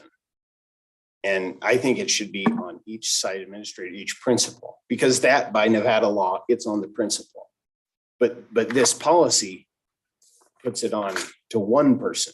And the more we consolidate that, the ability to make, the authority to make those decisions, the less we get away from we the people. That's all. Thank you. So- And thanks for letting me speak. No, thank you. If I can Please. respond back to that, and I appreciate that, Brian. The way I look at it is this board does not have the authority to discipline a principal. We do have the authority, and I shouldn't say discipline because that's a wrong connotation. We can give direct feedback to the superintendent, and if that feedback is ignored, skirted, et cetera, we have the ability to be able to make that change. So that's why I like that it comes back to the superintendent, because that gives us direct control. You're right, spreading it out is better, but we don't have control over those principles. And somebody had mentioned previously about, me and the use of control. Control simply meaning we have the ability to affect that decision. So I appreciate that it's in here for the superintendent, because that gives us the ability to say, as I've already stated, I hope Mr. Anderson will strongly consider CCW as quote unquote qualification.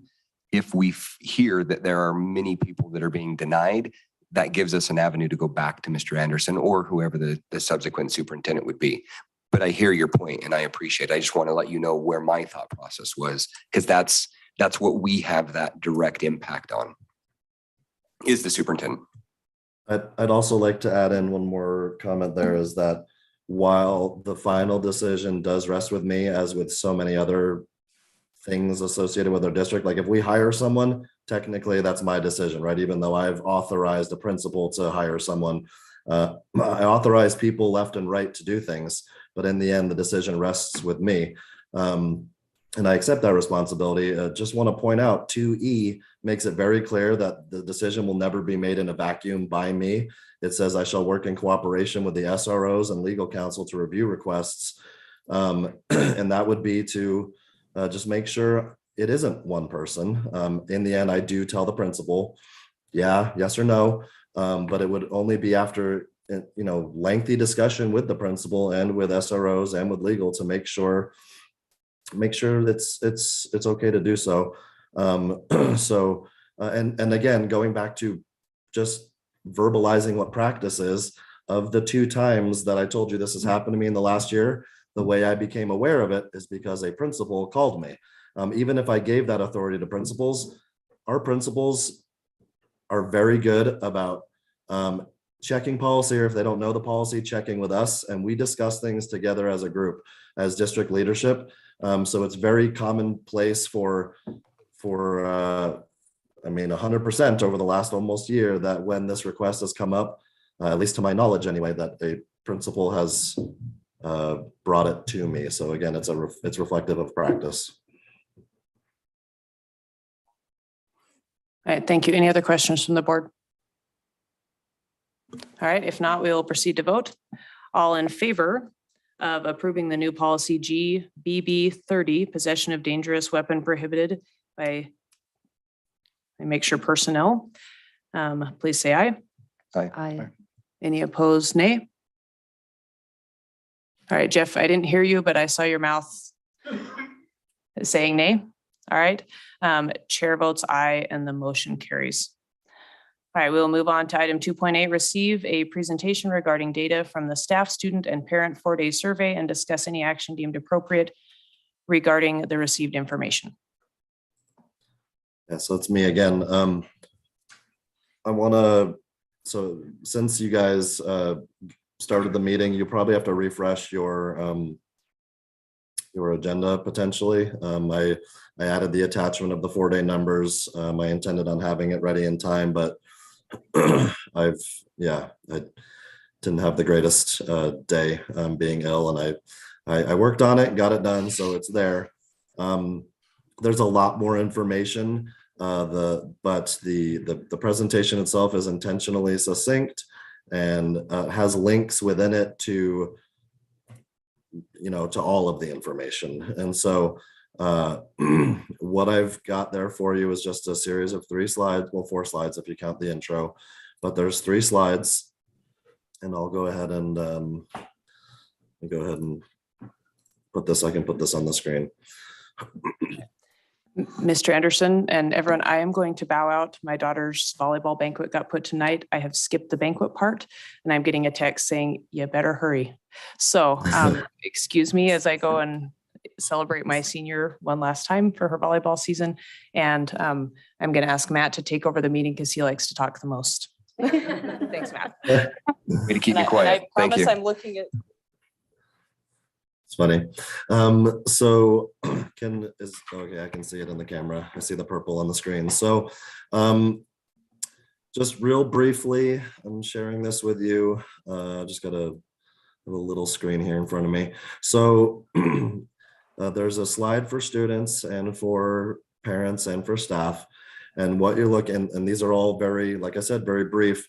Underneath where it says students, there is a link that goes to a Google folder. That Google folder is viewable by anyone. Nothing is editable in there, but anybody who clicks on the link can go in there. And so this slide simply shows the summary of voting by students. So as you'll see, 74% so we had 65% of our middle and high school students in Spring Creek and Elko participate in the survey. So just about 2/3. Of those 2/3, about 3/4 of them said yes, 18% said no, and 8% said undecided. And then just for your ease of considering why certain sites might be okay with it versus why they would be less okay with it. There wasn't a whole lot of, there was some variation, lots of similar response rates from different schools, but I am a little bit of a data nerd, so I do like to break things out as much as possible. What you'll see when you go to the link is a larger document that breaks down by every school what their response rates were as well. So this percent approval category is only the yes answer and not the other answers. And those are more detailed via the link, but I'm not going to click through all those. There's quite a bit of information in each of the attached documents. So that is the survey. Those are the survey results from students. And again, we only surveyed the middle school and high school students in Spring Creek and Elko. We did not subject elementary students to this. Next up was the parent survey. I apologize for the parent group column. It looks like I clipped off a couple of little things, but I think you get the idea of what's there. So the parents had so we had a 29% response rate. If you'll recall from my last update, maybe back in early October, we'd only had about 13% of parents participate, and we left the survey open for longer and then came up with a process for how to give parents an opportunity to take the survey when they came in person for parent-teacher conferences back in early November. And so that's how we got from about 13% to about 29%. But even leaving that open for about 6 weeks by that point, and having those available, we still only got that response rate. But keep in mind, a 29% response rate of 8,000 something people, that's still 2,000+ data points. So we got a lot of participation. It's just, I know the board was hoping for more specifically from the parents, and that is the more we were able to get. And I don't know how we would get any more than just a couple here and there if we did anything else.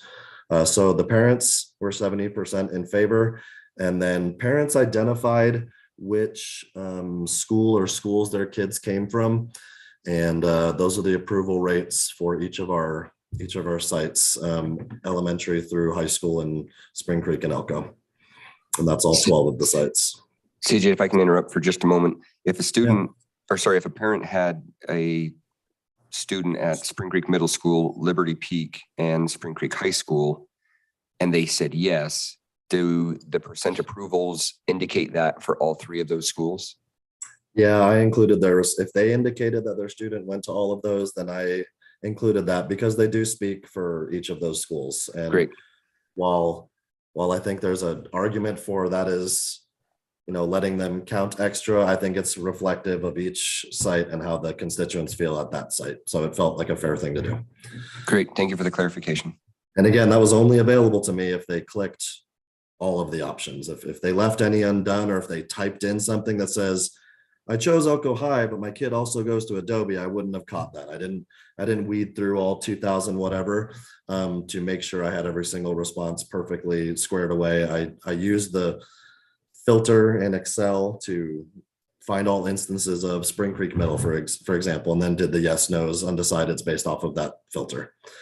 So that is the graphic or the graphics for that. And then as before with the students, there is a link that shows more in detail each school for all 12 schools for the parents in our community. And then the last bit here was from our staff. We had excellent participation from our staff. I selfishly would have liked more because I care what everybody says, but 75% is pretty dang good for a survey. And there's, that's good response. And what you'll see is about a 2/3 approval from staff, and then almost equal parts undecided and no. The kind of the outliers from staff, there's several schools that have very high approval rates. You'll notice that, just to clarify, the district-wide one, that means any employee who identified themselves as a district-wide. So that would be someone from central office, that would be someone from transportation, that could be someone who's a school psychologist, who is a traveling nurse, anyone who is not specifically assigned to one school, they had the option to choose district-wide. So you will see, and it's important to point out outliers, that is significantly lower than anyone else. Spring Creek High School was a bit lower as well. Still more than 50% approval, but much lower than some of the other ones. So that's that. And then underneath staff, the link, same thing. It will show the graphics for every single school, shows the no's versus the undecideds as well. I just didn't want to have the slides be too busy. So that is it for the results. The other thing I'll just show real quick.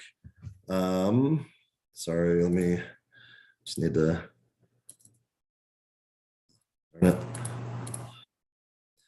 Okay, I'm failing with Zoom right now, but I just wanted to bring up the Google Drive to show you.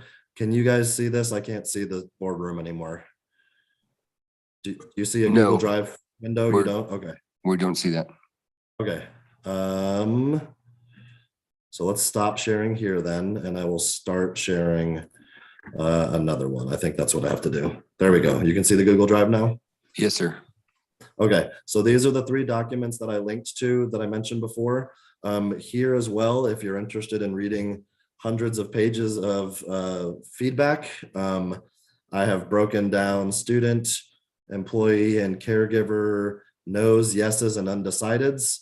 So you can kind of hear those voices and why they voted no, why they voted yes, why they were undecided.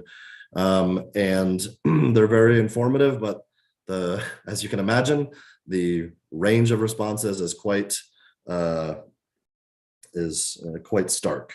So I want to make sure we're very transparent about the results that came in and what people said. You will notice obviously in the yes documents, those are going to be longer documents because we had a higher approval rating, and the no's and the undecideds will be smaller. And that's reflective of how many answers each category got. The other document I put in here is the Superintendent's Advisory Committee. This is an old document from when Mr. Zander was the principal back when it was either Wells or Wendover when they went to, I guess it would have been Wells because he was gone by the time Wendover. So this would have been for Wells, I believe. This shows that people have asked, what does the Superintendent's Advisory Committee do? Like, how does that all work? So this is a quick kind of rundown of it. We would obviously change a lot of this up depending on the will of the board and what we want to do, but it explains how the committee is comprised, what steps they make, and how we go about making a decision. I bring this up because often, or I guess in the past, when we've had this item up for discussion with previous schools, the Superintendent's Advisory Committee would convene anytime you're making a second order change. So something that's very significant of a change, then that would be worthy of going to the advisory committee. And then that committee would do a vote and present you with the vote. In the end, you as a board still get to say, whether we say, yes, we recommend moving forward with 4-day for all of Elko and Spring Creek, or for the whole district, or whatever the advisory committee says, you as a board still get to decide.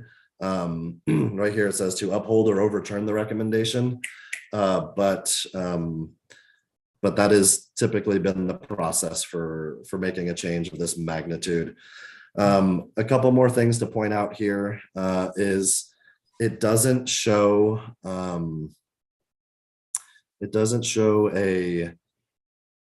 sector for, I don't think anyway, the Site Administrators Association. I don't know who Tammy Moore and Brian Hutchison are, but I'm assuming that EXA with 2 S's is the support staff. I think it would be important to bring in the Site Administrators Association as a sector per se. And then in order to have an odd number, we probably need a 7th sector, I'm thinking, and maybe that would be a great opportunity to have maybe a parent representative from Elko and Spring Creek. It's just a thought, but in the end, the whole purpose, I'm going to go ahead and stop sharing. The whole purpose of this presentation is to make sure you are aware of what the results are, and you have maybe not an infinite number of options, but you have a large number of potential recommendations you can make for how we move forward with this. And in the name of not being accused of trying to sway it one way or another. I'm not going to give examples of what you could vote. I'll just let you know that these are the results. And I think it's probably time for the board to discuss what they think about how we utilize these results moving forward. Thank you, Mr. Anderson. And we have a very short time window because we're about ready to lose quorum. If we lose Jeff, then we've lost quorum. So Okay. briefly, is this something the board wants to tackle this evening, or do we want to table this? I mean, things at table. I would, If I could add, I think this is something also appropriate for our newly elected board members to look at. We're not that far off from having those, and I believe any decision we make isn't going to take effect until next year. So if we are going, a month or a month and a half on that, that might be wise for us to get all the voices involved. Okay. I think that's a really good suggestion, Jeff. I would say that in the meantime, obviously that Google folder is available with all that information, and I can, when we get to the point where, whether we're going to convene a committee or whatever, I'll just need that direction from the board for how to proceed. But if during the interim, you want to take a moment to read/hear all of the voices that were so generously given in those responses, I think that's everybody deserves to have their comments heard. So it'd be an undertaking for you, but if we're going to give some time to table this and make a discussion with the new year, or make a decision in the new year, I'd recommend you take an opportunity to review those if you haven't already. But somewhere along the line, I missed the Google Drive link. And if I understood correctly from Mr. Anderson, it's embedded within the graphs. Those just take me to a Word doc. No, you're right, Susan. You're right. I will, I intended on putting the Google Drive link in the first slide of the presentation and neglected to do that.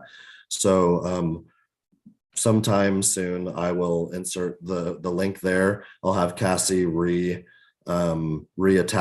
the corrected copy with the Google Drive link, and then people will have access to see all of it. Thank you for that discovery. Yeah, because I would like to look at that, and I think we can have a lot of discussion over this. So I'm for tabling it for now. Okay.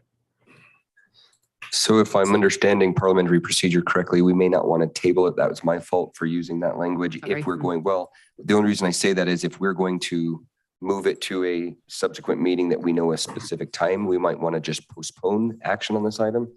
And so it may be best to move or to create a motion in which we postpone this item to a specific time, if that's helpful to the maker of the motion. Read my mind, Matt, and if it's okay, I'd like to go ahead and make a motion that we table or postpone this discussion until our second meeting in January. Is there a second to that motion? I'll second. Okay, further discussion on the motion. On favor of postponing the discussion of this item until the second meeting in January, please say aye. Aye. Aye. Any opposed? Chair votes aye as well. Motion passes. We're going to jump ahead for just a moment, if we may, while we still have quorum, and go in. Actually, I apologize. We're going to go to 3.01 consent agenda. Make a motion to approve the consent agenda.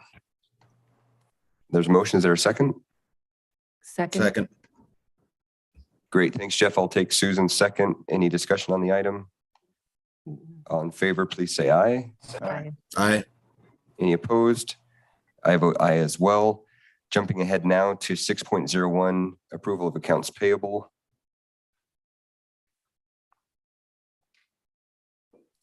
Make a motion to approve accounts payable November 22nd, 22. Second. Great. It's been moved and seconded. Is there any further discussion on this item? All in favor, please say aye. Aye. Any opposed? Chair votes aye as well. Motion passes. I'll take a motion for the Wells Rural Accounts payable. I'll make a motion to approve the Wells Rural accounts payable. Second. Great. Sorry. Properly moved and seconded. No worries. Is there any further discussion on this? All in favor, please say aye. Aye. Aye. Any opposed? Chair votes aye as well. Motion passes. There is a board member reimbursement. If there's someone with more parliamentary procedure knowledge than I, please do speak up. If I misspeak, my understanding is we do have a quorum. If one member of the quorum abstains, we can still continue to move forward, provided that at that point, I believe it would have to be a unanimous decision. So the reason I say that is one of the members of the quorum may choose to abstain for this item. I will be abstaining since it pertains to me. Thank you very much, Ms. Susan. Is there a motion to accept the board member reimbursement for November 22nd? I'll make So a motion. moved. Great. I'll give it to Jeff. Is there a second? I second. Sorry. Just want to make sure it didn't die for lack Jeez of seconds. Louise. All right, it's been properly moved and seconded. Any discussion? All right, hearing none, all in favor, please say aye. Aye. Any opposed? Chair votes aye as well. Motion passes. I believe that is all of the action items. We appreciate, Jeff, you staying behind. And again, under parliamentary procedure, I believe when we lose you, we will need to, I think, close the meeting. At that point, we no longer are in quorum. So please let us know when you depart. With that, I'll turn back over to you briefly for report from the NASB director and or report from the board members. Yeah, I'll just go ahead and kick off a quick update. And I want to apologize for not being there in person. I had some plans changed. So I'm sitting upstairs in the Denver airport right now, waiting on my son to be dropped off so I can fly back to Salt Lake. But I do want to talk about the weekend at Tahoe because it was really great. Some great presenters. Personally, I was able to be involved with first day, jumped right into the open meeting law and to ethics and got a lot of questions answered there and feel a lot more comfortable moving on. I'll let the announcement go here, sorry. Law enforcement officer or TSA representative. Unintended items will be confiscated. It's standard, you've all heard it. So. At second day, we talked about some pretty serious stuff. I took on school safety and I took on risk management, and those are two very sobering subjects. But I will be following up with our emergency management plan in all of our huge areas that we have to cover here, just to make sure we're up on that. That made, there was a lot of things covered in there and a lot of things we can all do from top to bottom to help keep our schools safer and to help prevent, incidents. So there were some great speakers, learned quite a bit of things. We have some more meetings and trainings coming up earlier in the year. I'll touch that early next year, I'm sorry. And I'll touch on that in the next meeting going forward. But again, very productive. I was happy to see everybody there. And, the training we did was all very valuable. I got an 8-hour certification myself. I believe everyone else that attended did as well. And keep it up, guys. That's all I have. Thanks, Jeff. I appreciate it. Just out of curiosity, do you know approximately how long we have you for? Another 10, 15 minutes. Matt, I'm not going anywhere. They can circle. They'll be all right, but I'm not going to cancel the meeting. Sure, no, I appreciate that. That just gives me an idea of when I should talk. But honestly, yeah, they're almost here. So sounds good. Thank you. We'll go ahead and move to 4.02 items from board members. We'll start with Dr. Byers first, I think. All right, thanks so much. Yeah, we had the weekend in Tahoe. That was fantastic training. So I have those presentations we went through. I am certified as well, 8 credits. Tried to use it for my other credits, but that didn't work out. So, but anyway, so as professional development, right? Because that's exactly what it says. So, but as professional development, made some notes on that. So I went to the first one, which was called Road to Awesomeness. It was an organization that they're working on how to enhance school. Okay, how to get asking different questions, right? Ask questions about changing the mindset. How do we help kids start to make better decisions as opposed to just looking for kids making bad decisions? So it was really good. He was a principal previous, superintendent previous, the presenter was, and he had talked about different suggestions for schools to do, which I hope to relay to some of the admin down the road. I'm not going to go into all the details, but I definitely took some detailed notes. I also did one called Brave Ed. That's what they're called. They look at how testing is done rather than just looking at just standardized testing. How can we look at schools and kids and how they're doing rather than just testing themselves? So, and I think we're doing that already through some strategic planning. So there's a different company we're going through, but we're looking into things such as that. I also attended the school safety class as well. And that was very sobering, very eye-opening, but I know that we're working with that organization as well. So the gentleman that's there, his team was one that they had missed because of weather. So I know that we're going to reschedule that too, but that was working in ways to implement safety measures, looking at the schools specifically, training staff and district and working in between just so we can get those going. So I just want to kind of hit on subs again. In the next 2 weeks, there's 20 plus sub jobs. Not that we can instantly get subs in here, but just so people understand that how much we do need subs. I have the app on my phone, so I get to see that because I am a licensed substitute teacher now. So I would encourage people, if you have the credentials, please get yourself licensed and get in there and start subbing. So also, I need to say thanks to Miss Lefebvre. She let me teach today at Elko High School. She brought me in as a special guest through the CTE program. I was able to teach her health science class. We worked on the skeletal system, specifically how it applied through chiropractic, health and wellness. It was pretty fantastic. It was a good time. I will say this though, I took a nap after 5 classes. Okay. It was crazy. It's high school kids. They were good. We got interaction because I just don't stand up there and I'm like, this is the humorous. But anyway, so I talk and we interact, we're moving on. I was beat. So these teachers deserve a lot of credit. They do a lot of good things. And so I'd like to give them credit, but I do appreciate the opportunity. And I open it up on the floor again to any schools that would like me to come out, let me know. So I think that's all I got. Thank you, sir. Ms. Neal. I won't bore everyone with the conference except for a little bit. Because I went to some of the same sessions you guys did, open meeting law and ethics, because for some reason, I just needed those again. So those were good. I also did one on mental health that was self-care, which was really good. And I've brought back some of those things to the strategic planning committee.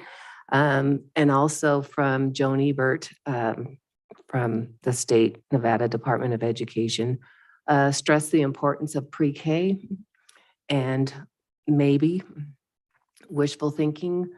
Maybe that can be funded for every kid instead of just a certain percentage, because that is very important. And another message I got out of that was focus on kids, stay focused, no distractions. So I thought that was a good one too. I did get to go to Northside PTA meeting. I missed a few others just because I had some family in town. So hopefully I can get back to those. Appreciate all the people that support PTA. Teresa and I listened in on the school performance plans. I wish everybody could hear the great things that they have planned for the kids. Just of how they're going to move forward. Really great ideas. A lot of schools kind of have the same thing they want to work on. So I'm pretty sure Mr. Smith is taking note of that and seeing what we can collaborate together and what needs to stay separately. But I know it's kind of geeky, but I thought it was great fun to listen to their ideas and their goals. I went to a play at Adobe Middle School called Villains Incorporated and Attention Detention. It was kind of cool because they actually had to put more chairs out. They didn't have enough, so that was great that they had more people than they intended. Thanks to those wonderful kids, along with Ms. Turner and Ms. Tanner. And I also went to the Seuss Odyssey at Elko High School. Thank you for inviting me to that. That was fun, funny. And thanks to the staff, the crew and the cast, as well as Mrs. Hoskins for that. And then we also had the strategic planning committee. We're getting closer to the end of our time with the group, but there's lots of great ideas going around. I think you'll be pleased with what they're coming up with. Pretty soon it'll be ready for public, I guess. And I don't know if Mr. Anderson's still on or not, so he might have some more to say with that, but we'll meet again in December, and we're actually going to meet again in January. So there's one more meeting, but they've been very helpful. And then I look forward to taking that information and then helping us with developing goals and moving us forward and having some direction. I think that'll be good. That's all I have. Thank you. Ms. Davis. Hi. So I'm a senior at Spring Creek High School. And basically, I am in every single music department activity I can get myself into. So I do marching band. I am a part of the Audition High Expectations Choir, and I'm in Triad Music Honor Society as treasurer. So I'm in a leadership position, which is very cool. And it was a couple weeks ago, I think about 3 weeks ago, we had a marching band competition in Reno, and it was like state marching band. So it was kind of a big deal. And we got 3rd place in our division, which is quite impressive. So that was very cool. I know, what? Yes, the honor choir that is held at Elko High School's auditorium is not quite coming up, but the auditions were held and I got into that. So that is a super cool experience and a great opportunity for me. And I've gotten in before, and it is a very cool experience. So when the dates come, you should come. It's a really cool concert. And I know all those kids work super hard, and even the directors are super nice and super cool. And just, I like to participate in things, especially theater too.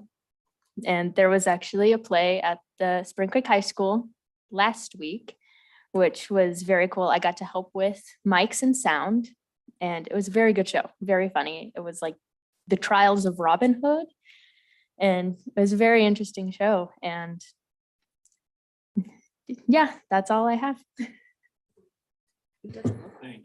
Thank you very much. And we appreciate you joining the board. It was a heavy meeting, very boring. It's a boring board meeting to some. No offense again to our audit team and whatnot, but yes, it was not as exciting as it could have been, but we appreciate you being here. Thank you very much. Thank you for your engagement at the high school and then the musical side. And thanks for sending out the open invitation for the honor choir when it does arrive. Congratulations also to the band for the 3rd place finishing. Thank you. Thank you. I'll try to Hopefully make, go ahead, someone please. will keep us posted on activities, because I didn't know you were having the play last week until after it was over. So I apologize I try to go to as many of those as I can, but I didn't realize that was going on. So I'm not sure how to find out about things, but anybody out there, if you know of activities, email them to me. I'll get to as many as I can. And thank you. Thank you. I'll try to make this brief. So there were at the Association of School Boards, Nevada Association of School Boards meeting in Lake Tahoe. There were breakout sessions. We tried to coordinate to maximize our ability to learn the information that we had. So we did spread out a little bit. One of the ones that I went to was in regards to kind of a functional board meeting, moving it along as need be. Then I went to a trustee communication plan. so that the trustees can learn to communicate with the superintendent specifically, but also within each other. I also went to a Brave Ed presentation, a little bit different, I think, than what Josh did, but that's very exciting.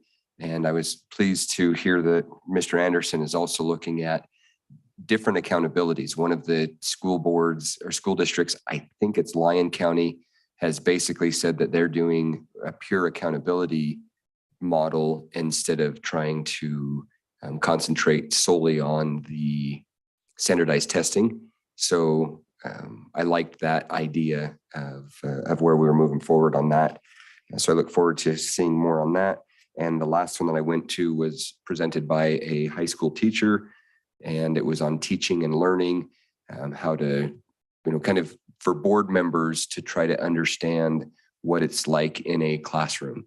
So it's kind of eye-opening for me, having only been in the classroom briefly as guest presenter and not ever having to deal with 5 classes and then take a nap afterwards. So if that's what it takes, then maybe I'll go that route to get a nap every day. But no, that's kind of where we are.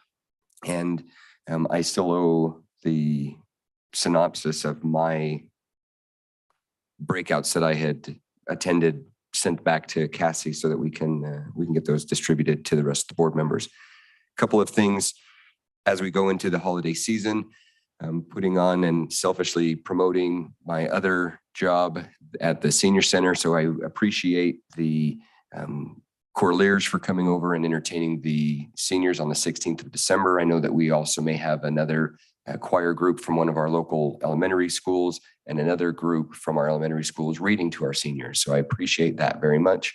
And the third and fourth is the Christmas Bazaar for the senior center. If you are interested, it's at the convention center. Finally, Northeastern Nevada Hospital, in conjunction with Rehab Services of Nevada, is sponsoring a sensory sensitive Santa. This will be Saturday, December 3rd, 1 to 3:30 at the hospital. So parents, for those of you and or teachers that know about folks that individuals that are sensory sensitive, there will be a sensory sensitive Santa experience on Saturday, December 3rd from 1 to 3:30. So with that, we will move back onto the agenda, going to 5.01 and turn it over to Superintendent Anderson, who has a birthday coming up. Hope I wove that in there okay. Not sure how that's relevant, but just passing the buck. With any luck, I won't feel like this on said day. But thanks for mentioning it. Because of how I feel, I'm gonna keep it real brief, and I'm probably missing a bunch of things, but I just want to mention 2 items for everyone. Starting tomorrow, we're going to have a link on our website for feedback on our safe return to school plan. This is something that I know we've been returned to school for a while now, but it's a biannual thing. We have to, if we've made any changes, we have to submit that. Well, whether we make changes or not, we have to submit that to the state twice a year. As long as I'm guessing it's attached to the ESSER grants, and as long as we're having those grants active. So until they run out, but not a whole lot has changed. If anyone is inclined to give input to the plan, feel free to go to the website and do that. It can be found, like I said, it'll be tomorrow, and you'll find it under the helpful resources tab on the website. So that's there. And then on December 15th, which I think it would be a Thursday, is our State Board of Education meeting. And any stakeholder of any public school in the state is welcome to provide input. You can either attend in person in Vegas or in Carson City, or you can also attend virtually. So I think if anyone wants to provide comment, I believe December 6th is the deadline to get your name in there to do that. But whether you just want to listen in or you want to participate, I think this is a once a year situation. It's a state board of ed, all stakeholder meeting that they do at the end of every year. So again, that's on December 15th. If anyone needs information for how to view that, you can either contact my office at the school district, or I believe NDE's website or the Board of Education website would have that information on it, but that could be tougher to find if you just contact me. I got a link I can send you. But I'll plan on attending that in some form or fashion, probably virtually. Yeah, so that's important. I know there's a lot of strong opinions about how things go, especially from a state down to us perspective. And this is an opportunity to either or both make your voice heard, or just listen in, so you know what decisions are being made at higher levels. So yeah, reach out if you'd like more information on that. And then I'll leave it at that. Happy Thanksgiving to everyone. Thank you, sir. We appreciate it. Hope you get feeling better soon, and a happy early birthday. Thank you.